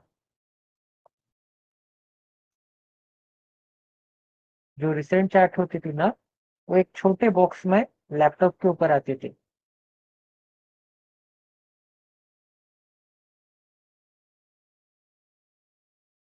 यहाँ पर लैपटॉप के ऊपर तो नहीं आ रहा है, इसलिए मोबाइल में चैट सेक्शन ओपन करके रखा हुआ मैंने। अब पार्टिसिपेंट देखना है तो फिर से चैट सेक्शन बंद करके पार्टिसिपेंट सेक्शन ओपन करना पड़ रहा है। कितने पार्टिसिपेंट आ रहे हैं जा रहे हैं। बट यहाँ पे काफी अच्छी चीज दिखी है मुझे, कि कोई अगर रिमूव होता है जल्दी या फिर देर से आता है तो एक रिंग बजते हैं शायद, वो एक्टिव करके देखेंगे शाम के क्लास में।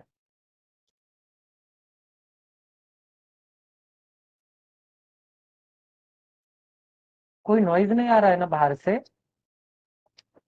बच्चों का नॉइज नहीं आ रहा है ना?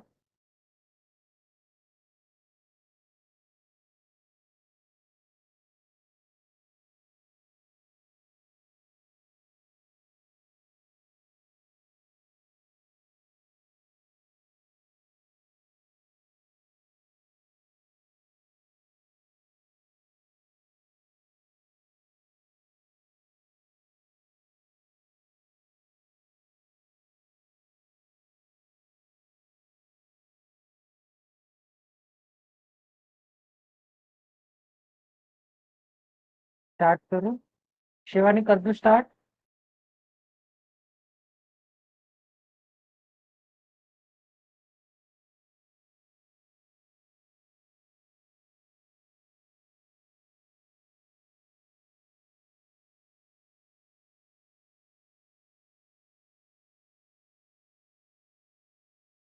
ठीक है। देखो गाइस क्या बोला है, 5 आइटम है, टी से लेके टी तक। Purchase at 500 rupees per item. If all this items are sold at, purchase किए जाते हैं इसका मतलब ये क्या हो जाएगा, कॉस्ट प्राइस हो जाएगा। सेल किए जाते हैं मतलब सेलिंग प्राइस क्या मिल जाएगा, पी के लिए x+10 मिल जाएगा, क्यू के लिए x मिल जाएगा। उसके बाद आर के लिए मुझे क्या मिल जाएगा, x+40 मिल जाएगा। एस के लिए क्या मिल जाएगा, 2x+30। एंड टी के लिए मुझे क्या मिल जाएगा, टी के लिए फिर से एक्स मिलेगा। ठीक है, टी के लिए क्या मिलेगा, टी के लिए फिर से एक्स मिलेगा। तो टी की कॉस्ट प्राइस क्या थी, 500 रुपीज थे, एंड सेलिंग प्राइस एक्स हो जाएगी। Find the profit percent earn on item R. तो एटम आर के ऊपर कितना प्रॉफिट परसेंट है ये आपको निकालना है। तो प्रॉफिट परसेंट एटम आर के ऊपर निकालना है। तो एटम आर के ऊपर कितने का प्रॉफिट हुआ है ये निकालना है हमें। If all the items are sold at 40% profit, सभी एटम्स सेल किए जाते हैं 40% के प्रॉफिट के साथ। तो टोटल कॉस्ट प्राइस, एक काम कर लेता हूं मैं, टोटल कॉस्ट प्राइस को सी कंसिडर करूंगा, टोटल सेलिंग प्राइस को एस कंसिडर करूंगा। तो सभी एटम्स का 40% प्रॉफिट मिलता है सेल करने के बाद। तो सी एंड एस का मुझे रेशियो मिल जाएगा, सी एंड एस का रेशियो क्या मिल जाएगा, 5:7 का मिल जाएगा। सी एंड एस का रेशियो 5:7 है। बट टोटल कॉस्ट प्राइस कितनी है गाइज, टोटल कॉस्ट प्राइस 500, 500, 500, 1500, 2000, 2500।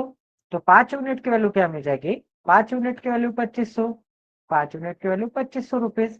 तो 1 यूनिट की वैल्यू क्या मिल जाएगी, 1 यूनिट की वैल्यू 500 रुपीज मिल जाएगी। तो 7 यूनिट की वैल्यू क्या मिल जाएगी, 7 × 500, 7 × 500 मतलब 3500 रुपीज मिल जाएंगे। तो ये जो 3500 रुपीज वैल्यू मिली है, ये जो सेलिंग प्राइस के टोटल सेलिंग प्राइस की वैल्यू है। अगर ये टोटल सेलिंग प्राइस की वैल्यू है तो इसे ऐड करते हैं। तो x+10 +x +x+40 +2x+30 +x, इसकी वैल्यू मुझे क्या मिल जाएगी, 3500 रुपीज मिल जाएगी। ठीक है, तो ऐड करके देख लेते हैं। x यहाँ पर है x, x plus x 2x, 3x, 3x plus 2x 5x, 5x plus x क्या मिल जाएगा 6x मिल जाएगा। 6x प्लस क्या मिल जाएगा, ये जो 10 है 10 प्लस 40 50, 50 प्लस 30 क्या मिल जाएगा 50 प्लस 30 80 मिल जाएगा। ठीक है, तो प्लस के सिंबल में 80 इज इक्वल टू मुझे क्या मिल जाएगा, इज इक्वल टू 3500 मिल जाएगा। तो 6x इज इक्वल टू क्या मिल जाएगा 3420। 80 सब्ट्रैक्ट करूंगा तो x की वैल्यू मुझे क्या मिल जाएगी 6 से डिवाइड करूंगा तो 6 5 जा 4 बचा 2 बचा 6 7 जा इसके पीछे एक जीरो। x की वैल्यू अगर 570 रुपीज है, x की वैल्यू अगर 570 रुपीज है तो आपको क्या आंसर मिल जाएगा, x की वैल्यू 570 है तो 570 में मुझे 40 ऐड करने हैं। आर का आपको प्रॉफिट निकालना है ना, आर का अगर प्रॉफिट निकालना है तो 570 में 40 ऐड करूंगा तो 610 वैल्यू मिल जाएगी। 610 वैल्यू है तो प्रॉफिट कितने का हुआ है, प्रॉफिट हुआ है 500 पे 110 का, 110 का प्रॉफिट हुआ है 500 पे, तो 110 का प्रॉफिट हुआ है 500 पे, तो 100 पे कितने का प्रॉफिट परसेंटेज पता चल जाएगा। ऊपर के 2 जीरो एंड नीचे के 2 जीरो कट हो जाएंगे, 5 से डिवाइड करूंगा तो 5 2 जा 22%। समझ में आ गया सभी को।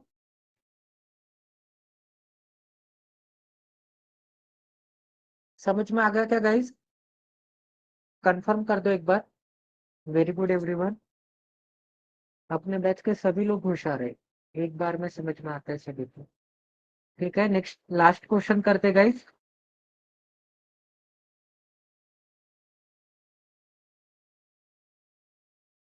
सॉल्व करके देखो, डेटा सफिशिएंसी का क्वेश्चन है।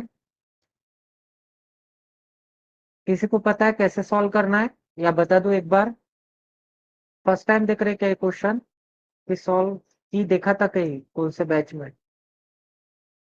बताओ एक्सप्लेन करूं। ठीक है बता देता हूँ। देखो गाइस, डेटा सफिशिएंसी के क्वेश्चन कैसे होता है, आपको कुछ डाटा गिवन होता है, कुछ डाटा आपको दिया जाता है, वो डाटा दिया जाता है एंड आधा डाटा आपको स्टेटमेंट वन में एंड आधा डाटा आपको स्टेटमेंट टू में गिवन गिवन होता है। तो आपको क्या करना है, ये डाटा तो दोनों के लिए काम में आएगा, statement one and statement two के लिए काम में आएगा। तो इस डाटा से जो भी इंफॉर्मेशन निकलेगी वो इंफॉर्मेशन प्लस स्टेटमेंट वन की इंफॉर्मेशन, इन दोनों इंफॉर्मेशन को कंबाइन करने के बाद अगर आंसर आ रहा है, find the LCM of A and B, तो ए एंड बी का एलसीएम सिर्फ स्टेटमेंट वन के डाटा से आ रहा है, तो इसका आंसर मुझे क्या मिल जाएगा, ऑप्शन नंबर ए मिल जाएगा। Statement one alone is sufficient whereas statement two alone is not sufficient. अगर सिर्फ स्टेटमेंट वन से आ रहा है एंड स्टेटमेंट टू से नहीं आ रहा है डाटा, इस कंडीशन में हम ए ऑप्शन टिक मार्क करेंगे, मतलब स्टेटमेंट बी का डाटा हम यूज ही नहीं करेंगे, सिर्फ स्टेटमेंट टू अलोन यूज करके देखेंगे तो डाटा नहीं आ रहा है, आंसर नहीं आ रहा है, बट स्टेटमेंट वन अलोन से आंसर आ रहा है, तो ऑप्शन नंबर वन टिक करेंगे। अब देखो कभी कभी क्या होता है, स्टेटमेंट वन से भी नहीं आता अलोन से, स्टेटमेंट टू अलोन से भी नहीं आता, बट ये दोनों इंफॉर्मेशन कंबाइन करने के बाद आता है। तो आंसर में हम क्या लिखेंगे, ऑप्शन नंबर डी लिखेंगे, both the statement together are necessary, मतलब ये दोनों डाटा इंपॉर्टेंट है। ठीक है, कभी कभी क्या होता है कि स्टेटमेंट वन अलोन से भी आता है एंड स्टेटमेंट टू अलोन से भी आता है। अब स्टेटमेंट वन अलोन मतलब ये जो इंफॉर्मेशन गिवन है वो इंफॉर्मेशन एंड इतनी इंफॉर्मेशन, ये इंफॉर्मेशन काम में नहीं आएगी, इतनी इंफॉर्मेशन से अगर डाटा आता है तो स्टेटमेंट वन अलोन से। स्टेटमेंट टू अलोन से मतलब क्या, स्टेटमेंट वन की इंफॉर्मेशन आपको यूज नहीं करना है, ये इंफॉर्मेशन एंड स्टेटमेंट टू की इंफॉर्मेशन, इन दोनों से अगर डाटा, इन दोनों से अगर आपको आंसर मिल रहा है तो स्टेटमेंट टू अलोन से। तो इस कंडीशन में हम क्या करेंगे, दोनों स्टेटमेंट अलोन से अगर आंसर आ रहा है तो option number C tick mark करेंगे, आइदर स्टेटमेंट वन अलोन और statement two alone is sufficient. ठीक है, अब स्टेटमेंट वन से नहीं आ रहा है, सिर्फ टू अलोन से आ रहा है, तो option number B tick mark करेंगे, statement two alone is sufficient whereas statement one alone is not sufficient. And दोनों से अगर डाटा नहीं आ रहा है, दोनों कंबाइन करने से या फिर दोनों अलोन से डाटा नहीं आ रहा है, तो option number A tick mark करना है, both the statement together are not sufficient. ठीक है, टुगेदर में भी सफिशिएंट नहीं है, दोनों के दोनों स्टेटमेंट क्या है, गलत है। ठीक है, सॉल्व करके देखो गाइस।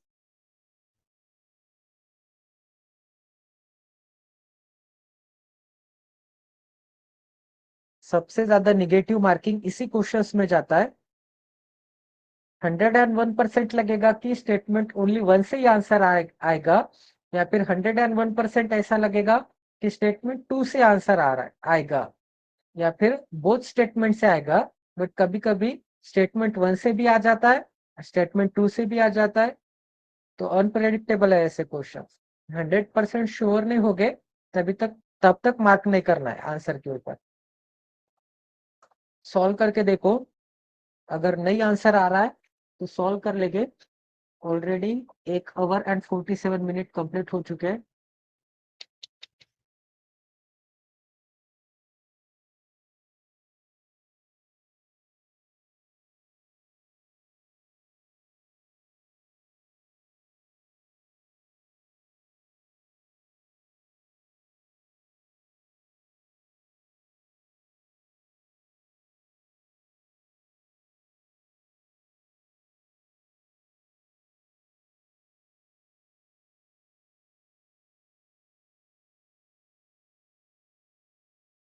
ए भी एक नेचुरल नंबर है जो कि 17 से कम है। नेचुरल नंबर की शुरुआत 1 से होती है, होल नंबर की शुरुआत 0 से होती है। तो नेचुरल नंबर है मतलब लेस देन 17 है, मतलब 1 से लेके 16 तक का कोई ना कोई नेचुरल नंबर का। A B has exactly 6 factor. 6 factor मतलब क्या? बी के 6 फैक्टर है। एग्जैक्टली 6 फैक्टर है मतलब बी के 6 डिवाइजर है। मतलब 6 ऐसे नंबर हो गए जो बी को डिवाइड कर सकते हैं, कंप्लीटली डिवाइड कर सकते हैं, तो उसे हम क्या बोलते हैं? फैक्टर्स बोलते हैं। एलसीएम मतलब क्या होता है? आपको एलसीएम निकालना है ए एंड बी का। एलसीएम मतलब लोवेस्ट कॉमन मल्टीपल। उनके टेबल में सबसे छोटे से छोटा कॉमन मल्टीपल चाहिए। मल्टीपल मतलब उसे मल्टीप्लाई करने के बाद। एंड एचसीएफ मतलब क्या होता है? हाईएस्ट कॉमन फैक्टर होता है, जो कि हाईएस्ट कॉमन डिवाइजर भी बोलते हैं हम इसे। हाईएस्ट कॉमन फैक्टर या फिर हाईएस्ट कॉमन डिवाइजर। समझ में आ गया क्या एलसीएम एंड एचसीएफ के बीच में डिफरेंस? कि एक बार फिर से बेसिक मैथ एक्सप्लेन कर दूं। ऑप्शन नंबर ए आंसर आ रहा है।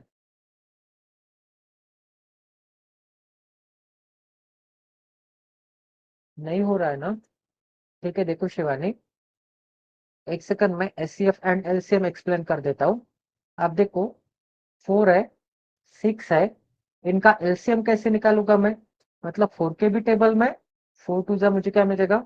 8, 12, 16, 20, 24। 6 के टेबल में 12, 18, 24, 30, 36। अब देखो, इनके टेबल में सबसे छोटे से छोटा कॉमन मल्टीपल क्या दिख रहा है? 12 दिख रहा है। तो 12 क्या हो जाएगा? इन दोनों का एलसीएम हो जाएगा। एलसीएम 12 हो जाएगा। अब अगेन 2 नंबर कंसिडर करते हैं। एक 8 कंसिडर करूंगा एंड एक 12 कंसिडर करूंगा। अब 8 के फैक्टर्स क्या मिल जाएंगे मुझे? 8 के फैक्टर्स मुझे मिल जाएंगे, मतलब 8 को कौन से नंबर से मैं डिवाइड कर सकता हूँ? 1 से, 2 से, 4 से, 8 से। 8 के फैक्टर्स मुझे 4 मिल जाएंगे। ऐसे ही आपको यहाँ पे बोला है कि बी एक ऐसा नंबर है जिसके 6 फैक्टर है। जैसे यहाँ पे 8 के मुझे 4 फैक्टर मिले, मतलब इन चारों नंबर से मैं 8 को डिवाइड कर सकता हूँ। वैसे बी एक ऐसा नंबर है जिसके 6 फैक्टर है। जिसके कितने फैक्टर है? जिसके 6 फैक्टर है, मतलब 6 ऐसे नंबर है, उन 6 नंबर से मैं बी को डिवाइड कर सकता हूँ। यहाँ तक सभी को समझ में आ गया? तो सबसे पहले एचसीएफ मतलब क्या होता है वो चेक कर लेते हैं। अब 8 कंसिडर करूंगा, 12 कंसिडर करूंगा, तो 12 के कितने फैक्टर्स मिलते हैं मुझे? 1, 2, एक सेकंड, 1, 2, 3, 4। 4 के बाद कौन सा नंबर मिलता है मुझे? 6 मिलता है। 6 के बाद क्या मिलता है? 6 के बाद मुझे 12 मिलता है। तो इसके कितने फैक्टर्स है? यहाँ पे तो 6 फैक्टर्स दिख रहे हैं। 12 के अगर 6 फैक्टर है तो क्या बी 12 हो सकता है? बी 12 हो सकता है। फिर से एक बार चेक कर लेंगे। अभी तो एचसीएफ पढ़ा रहा हूँ, बट एचसीएफ देख लेते हैं। तो 12 के कौन से फैक्टर है? 1, 2, 3, 4, 6 एंड 12। ठीक है, ये 12 के फैक्टर्स है। अब 8 के फैक्टर में एंड 12 के फैक्टर में कॉमन फैक्टर क्या दिख रहा है? A9 एंड B12 है। ठीक है, ठीक है। बी की वैल्यू तो 12 यहाँ पे दिख ही रही है मुझे। चेक कर लेता हूँ बिल्कुल। तो 8 एंड 12 के फैक्टर में कॉमन फैक्टर कौन सा दिख रहा है? ए दोनों जगह पे दिख रहा है, 2 दोनों जगह पे दिख रहा है, ठीक है, 2 भी कॉमन फैक्टर है, 4 दोनों जगह पे दिख रहा है, ठीक है, 4 भी कॉमन फैक्टर है। अब 4 के बाद कोई कॉमन फैक्टर दिख रहा है क्या? 4 के बाद तो कोई भी कॉमन फैक्टर नहीं है। तो 1, 2 एंड 4 में 1 कॉमन फैक्टर है, 2 कॉमन फैक्टर है एंड 4 कॉमन फैक्टर है। तो 1, 2 एंड 4 में हाईएस्ट कॉमन फैक्टर क्या है? इन कॉमन फैक्टर में हाईएस्ट कॉमन फैक्टर क्या है? 4 है।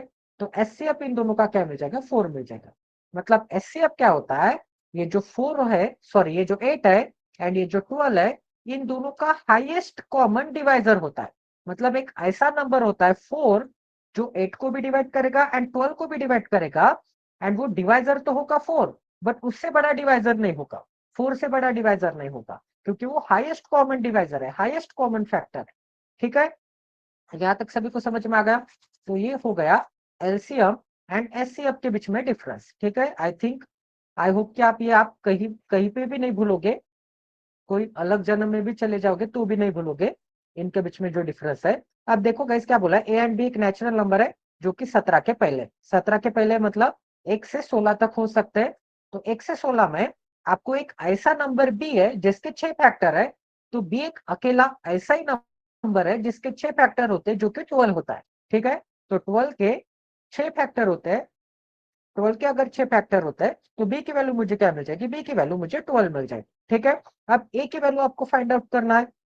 तो ए की वैल्यू फाइंड आउट करना है, तो यहाँ पे तो ए की वैल्यू नहीं गिवन है, यहाँ पे क्या बोला है? Find the LCM of A and B. आपको एलसीएम निकालना है ए का एंड बी का, एलसीएम निकालना है ए एंड बी का। अब स्टेटमेंट 1 अलोन से वैल्यू आती है क्या? चेक कर लेते हैं। स्टेटमेंट 2 का डाटा अभी नहीं देखना है, तो स्टेटमेंट 1 अलोन से आपको वैल्यू मिलती है क्या, देख लेते हैं। तो स्टेटमेंट 1 में क्या बोला है कि ए हैज एग्जैक्टली 3 फैक्टर, ए के सिर्फ 3 फैक्टर है। तो ऐसे नंबर मुझे 1 एंड 16 के बीच में देखना पड़ेगा, उनके एग्जैक्टली 3 फैक्टर्स हो गए। तो देखो 2 के कितने फैक्टर आते हैं? 1 एंड 2, 2 के 2 फैक्टर आते हैं। 3 के कितने फैक्टर आते हैं? 1, 2, सॉरी 2 नहीं आता है, 1 एंड 3, 3 के भी 2 ही फैक्टर्स आते हैं, 1 एंड 3, तो 3 भी नहीं चलेगा। 4 के कितने फैक्टर्स आते हैं? 1, 2 एंड 3, 4 के तो 3 फैक्टर दिख रहे हैं मुझे। तो स्टेटमेंट नंबर 1 से क्या मैं ऐसे बोल सकता हूँ कि ए के 3 फैक्टर है, तो 4 ए हो सकता है। तो ए इज इक्वल टू 4 हो सकता है। ए इज इक्वल टू मुझे क्या मिल जाएगा? 4 मिल जाएगा। 4 के बाद 5 चेक करूंगा, तो 5 के कौन से फैक्टर है? 1 एंड 5। 6 के कौन से फैक्टर है? 6 के 1, 2, 3, 6, 4 फैक्टर है। 6 भी नहीं चलेगा, मुझे एग्जैक्टली 3 फैक्टर चाहिए थे। 7 के 1 एंड 7, 8 के मुझे क्या मिल जाएंगे? 1 टू 4 ज्यादा हो गए, 1 टू 4 8 मतलब ज्यादा हो गए। फिर 9 के कितने फैक्टर्स आते हैं? 9 के फैक्टर्स आते हैं 1, 3 एंड 9, 9 के भी 3 फैक्टर आते हैं। तो स्टेटमेंट नंबर 1 से ए के मुझे 2 वैल्यूज मिल रहे हैं। एक तो 4 हो सकता है, एक तो 9 हो सकता है। 4 या फिर 9 ही आएंगे। आप चेक करके देखो एक एक नंबर के, ए की वैल्यू 4 लूंगा एंड ए की वैल्यू 9 लूंगा, तभी मुझे क्या मिलेगा? 3 फैक्टर मिलेंगे। ऐसा क्यों गाइस? देखो, क्योंकि प्राइम नंबर का जो स्क्वायर आता है, 2 प्राइम नंबर है, 3 प्राइम नंबर है, 5 प्राइम नंबर है। प्राइम नंबर का जो स्क्वायर होता है 4, 9 प्राइम नंबर का जो स्क्वायर होता है 25, 7 प्राइम नंबर है, 7 का स्क्वायर होता है 49। जो प्राइम नंबर का जो स्क्वायर होता है, उस स्क्वायर के सिर्फ 3 फैक्टर आते हैं। उस स्क्वायर के कितने फैक्टर्स आते हैं? सिर्फ 3 फैक्टर आते हैं। ये आपको ध्यान में रखना है, आपने स्कूल में पढ़ा होगा कि प्राइम नंबर के स्क्वायर के सिर्फ 3 फैक्टर आते हैं, 1, 2 एंड 4, 1, 3 एंड 9, 1, 5 एंड 25, 1, 7 एंड 49। इसके अलावा और कोई भी अदर फैक्टर नहीं आगे। जैसे कि 11 प्राइम नंबर है, 121, 11 का स्क्वायर, 11 के 1, 11 एंड 121। प्राइम नंबर के सिर्फ 3 फैक्टर्स आते हैं। ठीक है, ऑप्शन नंबर डी आया क्या शिवानी? ठीक है, चेक कर लेते हैं। तो देखो गाइस, यहाँ से तो मैंने ये वैल्यू फाइंड आउट कर ली है। ए की वैल्यू मुझे 2 मिली है, एक तो 4 एंड 9, एंड बी की वैल्यू 12 मिली है। ठीक है, तो स्टेटमेंट 1 अलोन से मैं डाटा दे पा रहा हूँ क्या? स्टेटमेंट 1 अलोन से तो डाटा इंफॉर्मेशन नहीं निकाल पा रहा हूँ, क्योंकि ए के 2 से 2 वैल्यू है, एक से ज्यादा वैल्यू है। तो स्टेटमेंट 1 अलोन से मैं एलसीएम नहीं निकाल सकता हूँ ए एंड बी का। अब स्टेटमेंट 2 अलोन चेक करते हैं। अब ये जो डाटा गिवन है स्टेटमेंट 1 का, ये मुझे हाइड करना पड़ेगा, ये मुझे हाइड करना पड़ेगा। मतलब ये जो स्टेटमेंट 1 से मैंने वैल्यू निकाली है ए की 4 एंड 9, ये अभी वैल्यू अप्लीकेबल नहीं होगी। सिर्फ बी के 6 फैक्टर है, तो बी की वैल्यू 12, यही वैल्यू मुझे स्टेटमेंट नंबर 2 में इस्तेमाल करना पड़ेगा। तो स्टेटमेंट नंबर 2 से मैं क्या निकल सकता हूँ, HCF of A and B is B by 3। तो ए एंड बी का जो एचसीएफ होगा, एचसीएफ क्या होगा, बी बाय 3 होगा। अब एचसीएफ अगर बी बाय 3 होगा, एचसीएफ अगर बी बाय 3 होगा, तो मैं ऐसे अज्यूम कर सकता हूँ एचसीएफ बी बाय 3 है, मतलब बी एक ऐसा नंबर है, बी की वैल्यू 12 है, बी बाय 3 मतलब क्या मिल जाएगा, 12/3। 12/3 मतलब एचसीएफ क्या मिल जाएगा, एचसीएफ 4 मिल जाएगा। एचसीएफ 4 है, तो एचसीएफ क्या मिल जाएगा, एचसीएफ 4 है, तो एचसीएफ एक ऐसा डिवाइजर है, हाईएस्ट डिवाइजर है, एक ऐसा हाईएस्ट डिवाइजर है जिस हाईएस्ट डिवाइजर से ए को भी डिवाइड कर सकता हूं एंड बी को भी डिवाइड कर सकता हूं। 12 क्या है, बी, बी क्या है, 12 है, तो बी को तो ऑलरेडी डिवाइड कर सकता हूं। तो ए की वैल्यू मुझे क्या मिल जाएगी, ए की वैल्यू मुझे मिल रही है यहाँ पर 8, ए की वैल्यू 8 मिल रही है, ए की वैल्यू 12 मिल रही है। ए 12 भी तो हो सकता है, क्योंकि इन दोनों का एचसीएफ 12 का, सॉरी 12 का एचसीएफ, ए अगर 12 लूंगा एंड बी अगर 12 लूंगा, तो इन दोनों का एचसीएफ हाईएस्ट कॉमन फैक्टर 12 ही आएगा। 12 एक ऐसा डिवाइजर आएगा जिससे दोनों को डिवाइड कर सकता हूं।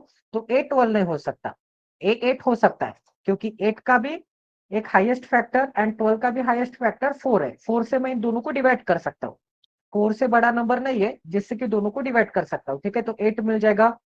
एंड उसके बाद ए की वैल्यू में 4 भी कंसिडर कर सकता हूँ, क्योंकि 12 एंड 4 में हाईएस्ट कॉमन फैक्टर 4 है। इस 4 से मैं 4 को भी डिवाइड कर सकता हूँ एंड 12 को भी डिवाइड कर सकता हूँ।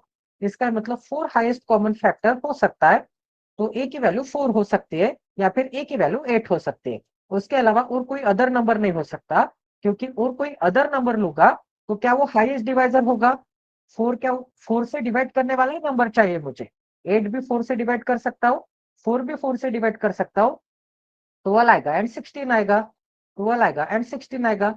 बट 12 एंड ये जो 16 है, बी अगर 12 होगा एंड ए जो अगर 16 होगा, तो हाँ ए की वैल्यू 16 भी आ सकती है गाइस, देखो, क्योंकि 12 एंड 16 का कॉमन फैक्टर क्या है, 8 से तो नहीं डिवाइड कर सकता, 6 से दोनों को डिवाइड नहीं कर सकता, दोनों को 4 से डिवाइड कर सकता हूँ, तो 4 क्या आ जाएगा, हाईएस्ट कॉमन फैक्टर। तो ए की वैल्यू मुझे 16 भी मिल सकती है। ए की वैल्यू एक तो 12 नहीं हो सकती, 8 हो सकती है, 4 हो सकते हैं, या फिर 16 हो सकते हैं, 8, 4 एंड 16 हो सकते हैं। ठीक है, इससे आगे बढ़ नहीं सकता मैं, क्योंकि 17 के पहले वाली वैल्यू चाहिए मुझे ए की। तो कोई ना कोई एक वैल्यू ट्राई करता है। तो एक वैल्यू भी ट्राई नहीं कर पाऊंगा, क्योंकि ए के यहाँ पे 3 पॉसिबिलिटीज मिल रहे हैं मुझे, 8, 4 एंड 16। तो स्टेटमेंट नंबर 2 अलोन से भी मैं आंसर नहीं दे सकता। ठीक है, स्टेटमेंट नंबर 2 वालों से भी आंसर नहीं दे सकता, क्योंकि ए के भी 2 से ज्यादा वैल्यूज मिल रहे हैं मुझे। बट आप यहाँ पर नोटिस करो कि स्टेटमेंट नंबर 1 में एंड स्टेटमेंट नंबर 2 में ए के कॉमन वैल्यूज दिख रहे हैं क्या, कुछ A is equal to 4 common value दिख रहे हैं। तो ए के इन दोनों स्टेटमेंट को कंबाइन करने के बाद ए की वैल्यू दोनों स्टेटमेंट में एक कॉमन दिख रही है 4, तो ए की वैल्यू मैं 4 निकाल सकता हूँ, ए की वैल्यू मैं 4 कंसिडर कर सकता हूँ एंड बी की वैल्यू क्या मिल जाएगी, बी की वैल्यू 12 मिल जाएगी। इन दोनों का एचसीएफ मुझे क्या मिल जाएगा, एचसीएफ लोएस्ट कॉमन मल्टीपल क्या मिल जाएगा, 12 ही मिल जाएगा। दोनों के टेबल में 12 ही आता है, 4 के टेबल में भी 12 आता है, 12 के टेबल में भी 12 वन जा 12 आता है। तो इन दोनों का एचसीएफ मुझे क्या मिल जाएगा, 12 मिल जाएगा। ठीक है, समझ में आ गया क्या गाइस। तो आंसर क्या मिल जाएगा, बोथ। आंसर क्या मिल जाएगा, बोथ स्टेटमेंट 1 एंड स्टेटमेंट 2 दोनों इंपॉर्टेंट है, together are necessary to answer the question. Together क्यों नेसेसरी है, क्योंकि ए के वैल्यू कंपेयर करने के बाद मुझे ऐसे पता चला है कि स्टेटमेंट 1 से ए की वैल्यू ए है एंड स्टेटमेंट 2 में भी ए की वैल्यू ए आ चुकी है। तो दोनों स्टेटमेंट में ए की अगर कोई वैल्यू आ रही है कॉमन, तो 101% ए की वैल्यू 4 ही होगी। ठीक है, सभी को समझ में आ गया क्वेश्चन। यही आंसर था ना शिवानी, ऐसे ही सोल्व किया है ना, कि क्या कोई और अदर मेथड है।